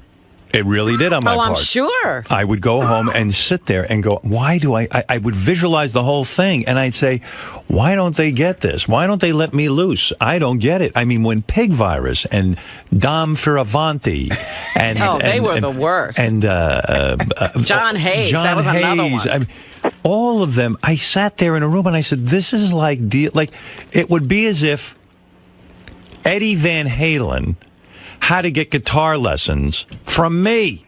I mean, it was ridiculous. Can you imagine people trying to tell Einstein what he should be doing? Here's what you ought to do with that brain of yours. Yeah. I mean, it was that annoying to me. And I don't have this ability at anything else. It's this. I get this. I know what to do with this. Give me a fucking microphone. Give me a room full of my crew, and let the symphony begin. And that's what Sirius Satellite Radio has been to you, Howard. It's the pinnacle of your career. I'll tell you why. You're respected, and you have the power there. You don't got to. I know. I'm not respected. There's still people who don't believe I know what I'm talking about. Believe it or not. Who? I don't have to say names. They still think they know better than me. But I'm going to tell you something. One thing about here, I get more respect, and there's another thing I get. For the most part, I'm left alone, and this is the smartest thing you can do. Every time certain people poke their nose into this and start to mess around with my people, and I hate to be cryptic, but when they start to mess with my people, when they start to offer them jobs, when they start to tell them how to do their job, it is as I look at them as flies who have no conception of what is going on. And I look at them and I go, how dare you question what I don't even mind questioning. Questioning's good. But for God's sakes, what makes you think you know better than we do? Don't come in here and inflict your pain on us. Sure, listen, I'm not above criticism. I know there are things I do that are very boring on the radio. This might be boring on the radio. But for the most part, we're able to hit some home runs out of the park. And stay around. And stay around for the There'll party. be one today. That's right. Right now, there might not be a home run, but there will be one later. I can almost guarantee it. You can't hit one every time. Right. Look, there are no slumps here. That's right. We come in to do a show. And so, the reason I flourish here is, number one, they have an understanding to leave me alone. And by leave me alone, they're smart about it. They say, listen, we think you know what you're doing. Here's a tough question. What sense does it make to not promote that you're going to come back to Sirius for no matter how long it is? So people can resubscribe, new people will join on, they're secure that you're going to be there. And we know you know this already. I don't know what you're saying. What I'm saying is, why wouldn't you tell everybody, ladies and gentlemen, I'm going to be around here. The radio show is going to continue. Because I don't know that that's true. And I'm not going to lie to my audience. He's claiming you know this already. No, I don't know. I had a conversation. I had 5 conversations this weekend with my agent. Mm-hmm. 5? About this, yeah. Because he claims I'm unavailable to talk to him. I go, it's just the opposite, Don. He's the one that's not in the office on Friday and Monday. Oh, my God. You can't find him. I said, listen, I call you as soon as you call me. So we made an appointment to talk, and we got into some really good conversation. And we had like 5 conversations about this very topic. Mm-hmm. And, I do know what I want to do. I do know, Pete. Yeah. But I don't know that Sirius is going to go for it. You know what? If Sirius and I sat down in an easy way and sat down and said, here, let's continue on, it would never be that easy, because there are things that I would like to be able to do, and there are things that I want to go and do, and I don't know that they're going to go for it. I have something in my mind where perhaps we could continue here. They have to go for it. They don't have to do anything. They don't have to do anything. Listen. You created this. No. Look. I did not. It was here before granted, I think they would have gone. I think Sirius would have been out of business had we not gone. Look, he created a lot of things in radio. Right. And they let him go. Right. And we see what happens when they let me go. Well, they let you go, but they still let you go. But they do. Listen, I don't know, Pete, if it'll make sense to the company. And I am a loyal supporter of this company. I love this company. I think satellite radio must stay around. I think it's terrific. And I think it's only going to get better. But the fact of the matter is, and by the way, someone said to me, you know how you say amazing on the radio? Mm-hmm. I say the fact of the matter is way too much. I was criticized for that. Oh, dear. But the fact of the matter is that we could possibly be around some more here. But who knows? Pete, if I had the answer and I could tell you, I would give it to you. Waiting for it. I don't know that it's going to be so easy to bang out a deal. Man. I don't know. I'll tell you why this show is successful. The fact of the matter is, Robin's amazing. Well, that's right. That's right. You want to know something? And I'm going to take credit for Robin. Full credit. Full credit. Because you didn't give birth to me. Give somebody everything something. but let me tell you something. My ability to recognize Robin's greatness Yes. is what we're talking about. And your here. chemistry, absolutely. That's right. Well, I recognize the chemistry. Let me take credit for that. Okay. Yeah, Robin. Actually, I take credit for recognizing his genius. That's right. Her heart might be broke. What? Just not being around Howard every day. That's going to break your heart. That would break her some heart. people may not realize I was not going to take the job they were offering me until they played a tape of him. And then I said, I'm taking the job just to meet him because he's that's incredible. True. That's true. And that's when you started wanting him sexually. That was it. How many years have you been pining away from me? Man. By the way, nobody's taking credit for Benji's contribution. Oh, Jesus. No, but that's just the point. Artie being a part of the show, Fred, Benji. These are people that I've chosen to work with, and they've chosen to work with me. And these are all good people, and that's part of it, too. You can't just have some schlubs. Yeah, don't worry about them, Mo. That's not your responsibility. I do. As a matter of fact, Or the fact of the matter is, That's amazing. That's right. You've done enough for them. I have several lucrative offers. I could be on The Real Housewives of Orange County as a fake husband. There you go. Fred has a lot of money saved. Who knows what Fred's up to? No one knows with Fred. How you doing over there, Fred? I'm doing fine. Let's get off of this topic and move on to something. How actually, are you? I think Is it's it pretty time to good check in with Fred? that you talk about. I think people should be fascinated about what it takes to become a guy at the top. That's right. But not everybody has the ability, so why listen? I don't know. Maybe They'll somebody, just be maybe someone, disappointed in maybe themselves. someone will be inspired because you're right. Not everybody can do what you do. Practice. But practice doesn't do it for everyone. I told you that's only one component. But I think you also have to love it. I mean, there's one thing that when you hear Howard speak about radio, you hear a passion in his voice. I don't love it. I think you do. Look, I think Andre Agassi didn't that love wasn't one of the tennis. He was components. really You're good lying at to me. it. No, I don't love it. When you said you were 5 years old, you dreamed of being on the radio. Yes, but I didn't love it. There was a lot of pressure in my life. I didn't love it. And that's part of it, but too. You must love it because in spite of that pressure, you People come were here great. every day, you did what you did. No. Well, if he says he doesn't love it, why are you arguing with him? Because I don't think he's aware of it. I don't think he's aware of his love for radio. Do I love radio? Hold on, let me find I think you're full Do of I shit. what? I think you love it. For 25 years, I've sat over here, talking the mic, played with these pots. What are you talking? I'm here every day. But do you love radio? Do I what? Do you love radio? For 30 years, I write the bits. 30 years. Lay in bed and think of shit to say. Get up in the morning, eat my egg whites. Yeah. Talk to Benji and Fred. Do I love it? Do I love radio? Not at 5:59 a.m., that's for sure. I've been going to sleep at 8 o'clock. Watching TV and going to bed. Not fucking Beth, making sure I get to sleep. And you ask me, do I love it? What kind of question is this? But do you love it? Do I love radio?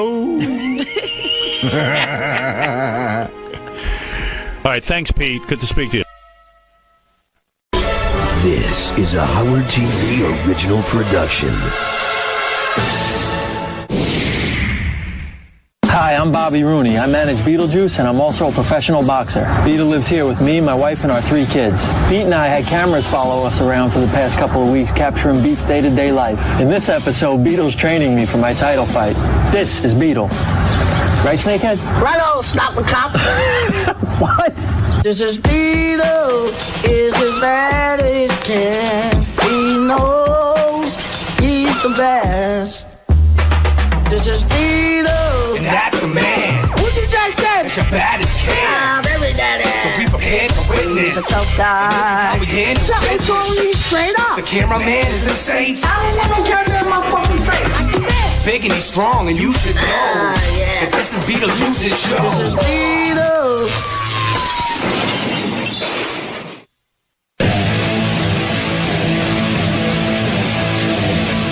B, come on, let's go. You ready? I started boxing when I was 15 years old, but since I hooked up with Beetlejuice, my career has just taken off. Come on, man. What the hell? Well, yes, here we go. Beat's been training me for about 3 years now. Usually what we do is we set the alarm for about 6 a.m. He'll decide to stretch me. Hold it right there. He always tells me I have to stretch my balls. Stretch your nuts. You don't have a nut. You're not going to stretch my nuts? Stretching your nuts. What do you mean when you say stretch my balls? You really want me to pull them? Oh, when you stretch your balls, you stretch your balls. What else you gotta do? For what, though? What does it do for my... It helps you when you stretch your nuts. What kind of trainer are you, man? Hey, I'm a fuck nut. Pete, do you have to smoke every time we run? I don't think so. Pete, why do you have to smoke when I'm training? You know that's not good for my lungs, for my stamina? I can't smoke it. It's not even lick, you dick. You think that's good for me? No. Inhale that smoke? Is it good for my lungs? It's not good for you. It's not good for my stamina? It's not good for your stamina. It's a big fight coming up, Pete. Oh, yeah. It's the big one, man. Every time I ask him who my next opponent is, he gives me a different name. He told me I'm fighting Mike Tyson last week. He told me I was fighting Tommy Hearns. Oh, you probably know. You never know. He told me Ricky Styles, whoever that is. I never even heard of him. Any person you can fight with, it doesn't matter. By the way, do you have me an opponent yet? Yeah. Who am I fighting? He's fighting Tony to Tony. Who? Ray to Ray. It seems like he thinks that insulting me and belittling me helps me. Run, you fucking bastard! You fucking filthy bastard! Run! When he insults me while I'm running and tells me, "Let's go, you cocksucker, pick up the pace," I think that really gives me the fire. Real quick. Run, you silly bastard! Do you have to abuse me every time we run? Hell yeah, you fucking bastard! You ready? You ready?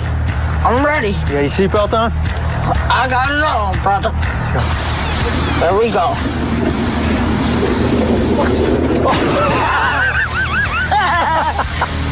Oh, sorry. I'm way too heavy. You all right? I'm fine. There we go. Go faster. Go ahead, Bobby. You got it. Go ahead. Faster. You got it. Faster. Faster. Faster. Oh, faster. Pete, I just farted. Did you smell it? Oh, yeah. There we go. We gotta go to the market, Pete. Let's go to the market to get the protein shake. Yeah! Yeah! We're going to the market to get the protein shake. And now, taking a beat. You scream Jews a lot. What is it? I say, fuck you, you Jew. Don't you have some Jewish friends? No. Hell no. What about Levy? Levy's a fucking Jew. Is he your buddy, though? He's still my friend, buddy. I still call him a dirty Jew. What about Shuli? He's your boy. Julie's not a Jew. No? Why do they call him Julie, then? Huh? Oh, he's not a Jew. He's Catholic. He's not a Jew. What are you? Me? I'm not Catholic, motherfucker. What are you? I'm just a regular fucking person. That's right. Here we go, Beat. There we go. All right, look. I wrote everything down for you. Okay. Strawberries. Strawberries. Celery. Celery. Bananas. Bananas. A bag of ice. Bag of ice. A big thing of yogurt. Big yogurt. Okay. Half a gallon of skim milk. Okay, we got carrots. Carrots. And 2 cucumbers. Cucumbers. Okay. Right? Seriously, don't mess this up. This is important for my training, these protein shakes, all right? Okay. We got that. You know, don't get no other bullshit, nothing. Just what's on the list. Okay. I sent Beat into the market by himself to get the stuff for my protein shake. Remember, Beat? Whatever you did, I did it on my own. Let's start in. Let's see. Oh, we gotta go at it.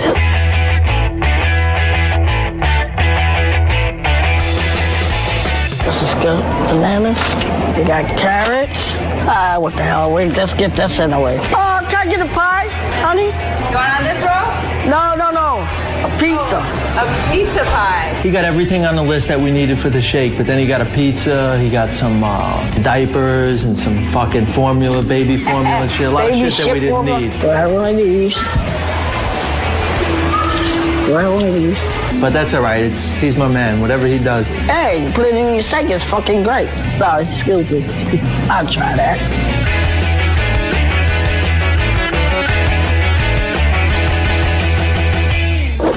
Hi, how are you today? How you doing? There you go.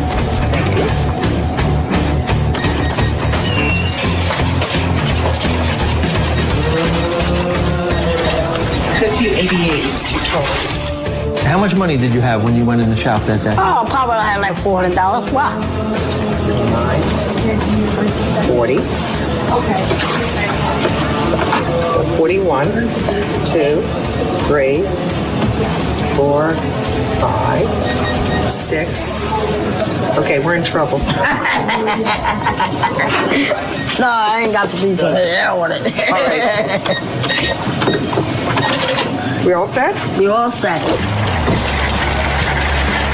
How'd you do? You got everything? I got everything. What the hell is it? What'd you get fish sticks for? Yeah, for the toothpaste thing. Fish sticks, candy? What are we gonna do with candy? Oh, that's for later. Man, I told you what I needed. Oh, I couldn't know where you. I didn't know where you were wanting it. What'd you get flowers for, dude? Hey, just to put it on the side. The side of what? You can't put this in the shakes. Hey, it's on toothpaste. You're killing me, bro. Come on. Why did you buy flowers, candy, and fish sticks when I sent you in for vegetables? Oh, because I must have given it to him because he's my bitch. You ready, Beat? We're gonna make some protein shakes right now. Beat makes me a real healthy shake. He puts nothing but real healthy ingredients in it. What do you usually put in my shakes? You can put peanut butter, steak, ice cream, whatever the fuck you want to put in. Dog shit. Not dog shit. No? You can't put no dog shit in no fucking blender.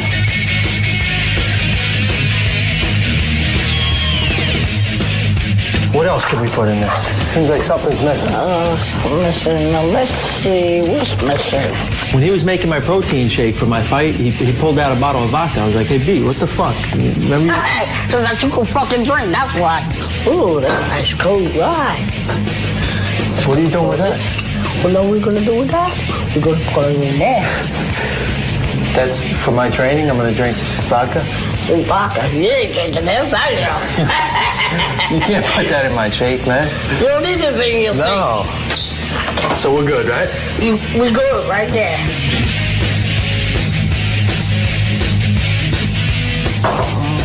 That's good. Smells good.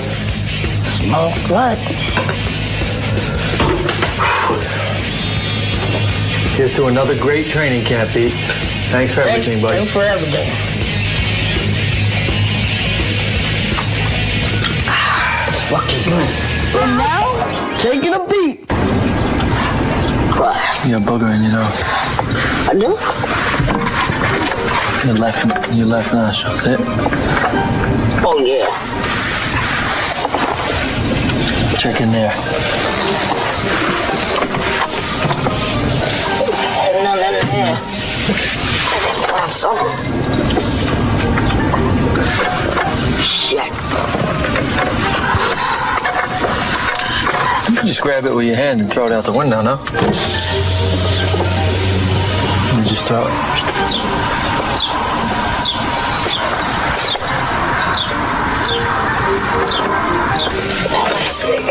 Let me see.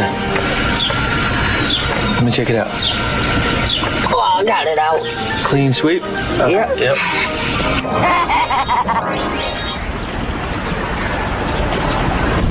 Come on, we gotta go to the gym. Hurry up. Come on, let's go to the gym. Do you have my opponent's name, Beat? You know the guy's name that I'm fighting? You fighting that Polish guy, right? I don't know. What's his name? I think his name,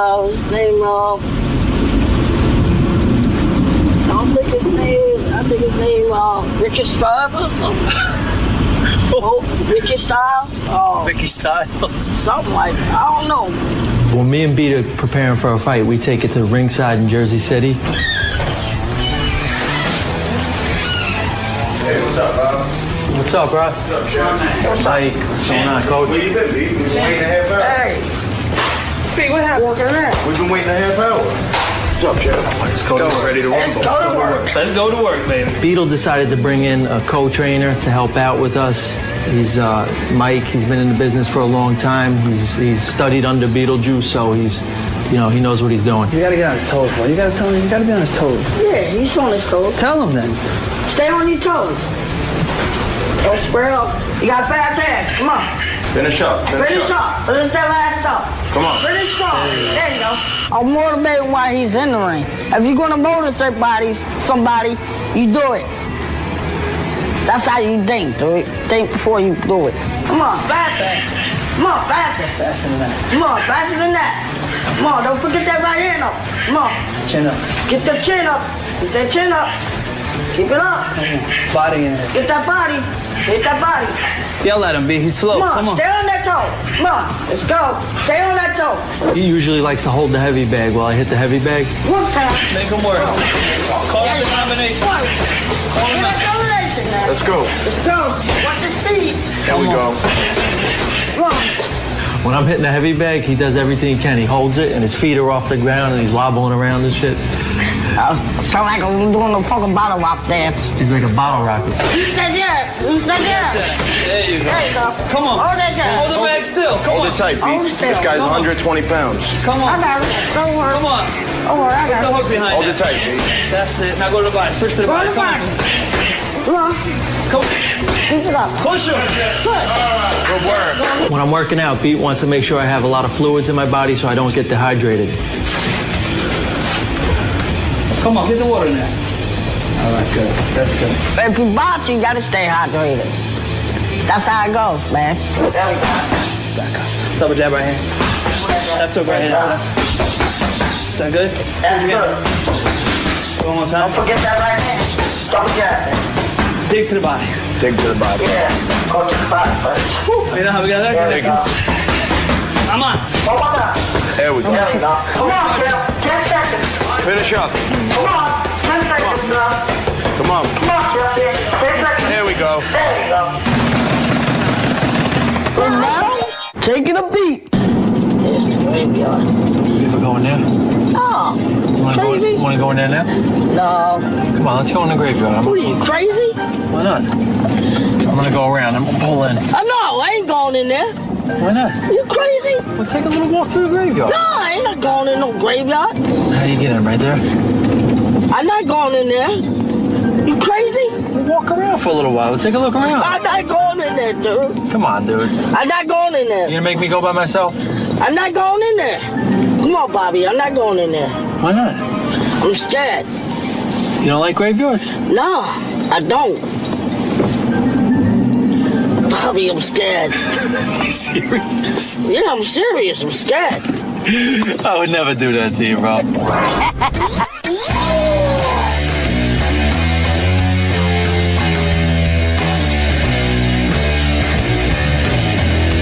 Hey, B, why were you late for my fight last time? I was looking everywhere for you. Everywhere? I was downstairs. I don't know where y'all guys was. Where were you? Oh, you just got here? Yeah, I just got here in 5 minutes. Looking for you, dude. I just got here in 5 minutes. Where'd you go? Huh? Where were you? I was at work all day. At work. Yeah. He's a cop now. 2 days already. After office. Don't go nowhere and don't drink, right? Until after the fight, don't drink. I ain't gonna. He's gotta take a shit. Get the fuck out of here. He's gotta drop the juice. Did you stop for a couple drinks? Is that why you were late? Probably. Got in the Shot in the beer? That's the way you gotta train, motherfucker. You know that. Fuck that. You drank a little. You didn't have anything to drink. Nah, I didn't have my. It was seltzer. No. I had seltzer water. Seltzer water. I had seltzer water. I can smell it. Yeah, seltzer. What? It's only seltzer water. Seltzer water. I can smell it. Women drink that, right? I can smell the seltzer. Come on. It's only seltzer water. Seltzer water. On fight night, Beat really gets real intense and emotional with me in the locker room. He tells me listen to him, to shut everybody out, don't listen to anybody else, just listen to him, and he's with me, he's behind me 100%. I said, I love you, you can't lose. Once you get in the ring, you gotta do this. Don't worry about what I'm saying. Just do what I tell you. When you do that uppercut, just do that. When I get in the ring, when I tell you something, you do it. Always. You gotta do what I tell you. I don't care what nobody else says. Just do what I tell you. Focus on it. Keep your mind on it. Do what you gotta do. Do what you gotta do. When you get in that ring, make sure when I tell you, do what I tell you. Do what I tell you. That's the main thing in your head. Do what I tell you.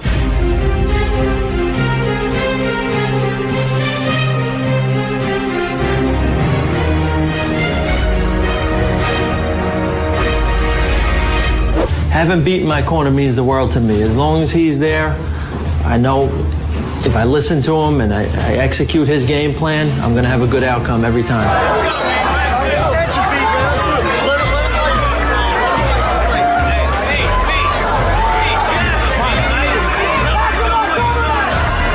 When I get in the ring, when I tell you something, you do it. Shut that down!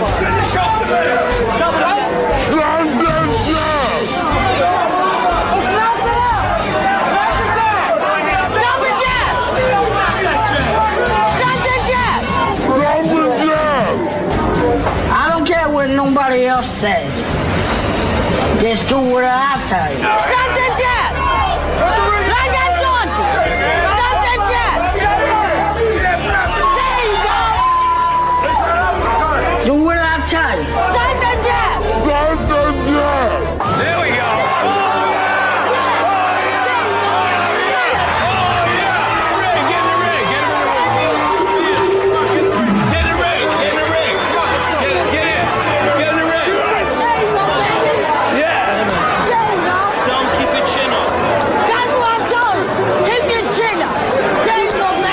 This last fight, it was definitely for Beetle. I dedicated it to him. You know, with him at my side, I know I'm going to win.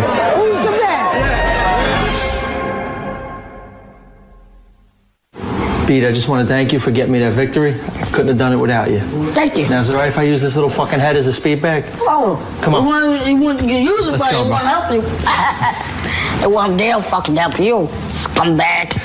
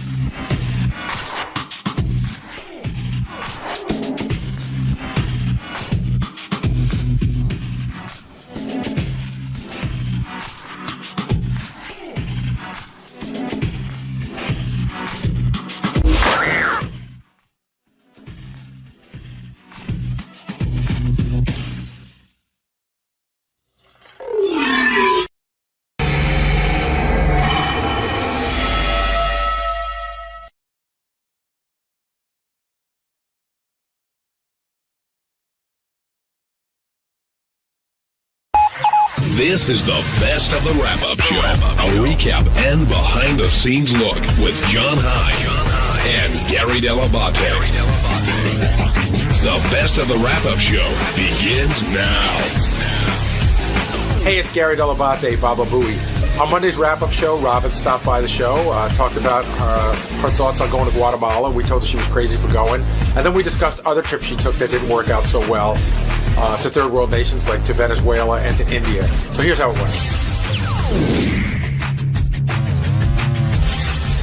I was not going to get on a plane and just go to Guatemala. Right. So let's dispel that. It sounds like people think I'm just going to be wandering the streets of Guatemala alone, looking for people who need help. You missed the beginning of this, which is really funny. The guy said he went down there 4 times for, an adoption thing. He said the Marriott was surrounded by barbed wire, and they told you that if you leave the hotel, you're on your own. Right. And he said the worst place he went to, the guy who was Guatemalan drove by at 90 miles an hour, wouldn't even stop.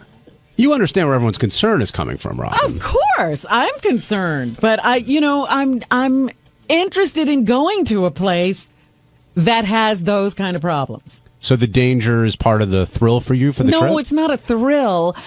Sometimes unless you've actually seen or experienced something, you really can't convey the need, and that's what I'm looking for. So you feel like you have to be there to really express. Yeah, I have to see it firsthand. So who are you dealing with? An organization, a charity of some sort that's going to facilitate this trip? Yes, it's called the United Nations Foundation. Okay. I wasn't sure. So you spoke, but you've already spoken to them, and they've told you that they've given you an idea of what you'll be doing and how safe it'll be. No, they just said we're putting together a trip. I had talked about wanting to go see what they do firsthand. Right. And they said, we're putting together a trip to Guatemala. I had originally said, because they do a lot of work in Africa too, and I had said to you guys that I have an interest in doing that. And they said, well, the next trip we're organizing is to Guatemala. Maybe, I know it's not Africa, but maybe you could do that one. What about the rough parts of Hawaii? They didn't have any trips? Well, Robin, I was saying that I actually identify with you on this because when I was going to Afghanistan, I was getting the whole like you're crazy to go, this and yes, that, I remember and all that. that. Stuff. You might have been doing it. And, No, I was not one of the ones who said you're a father, you shouldn't go. I might have to get tape of that. But I will tell you that I spoke to the people at the USO, and it was great because they said, listen, we have to, there's always this, there's always that. But they said, the thing that made me feel really good, they said, in the history of the USO, no one's ever died. Mm-hmm. Then I said that on the air, and then people told me, like, Glenn Miller died. but he died like in a plane crash. On the way to or from, you're in danger. No one's ever been kidnapped and murdered on a USO tour. So I'm hoping the UN has a similar track record. I haven't asked them the track record. I see Alicia Keys in Africa. I see Madonna in Africa. There are a lot of people coming and going, and, I've never heard of... We haven't lost any stars. But I will tell you, the other rap I got, even when I was over there,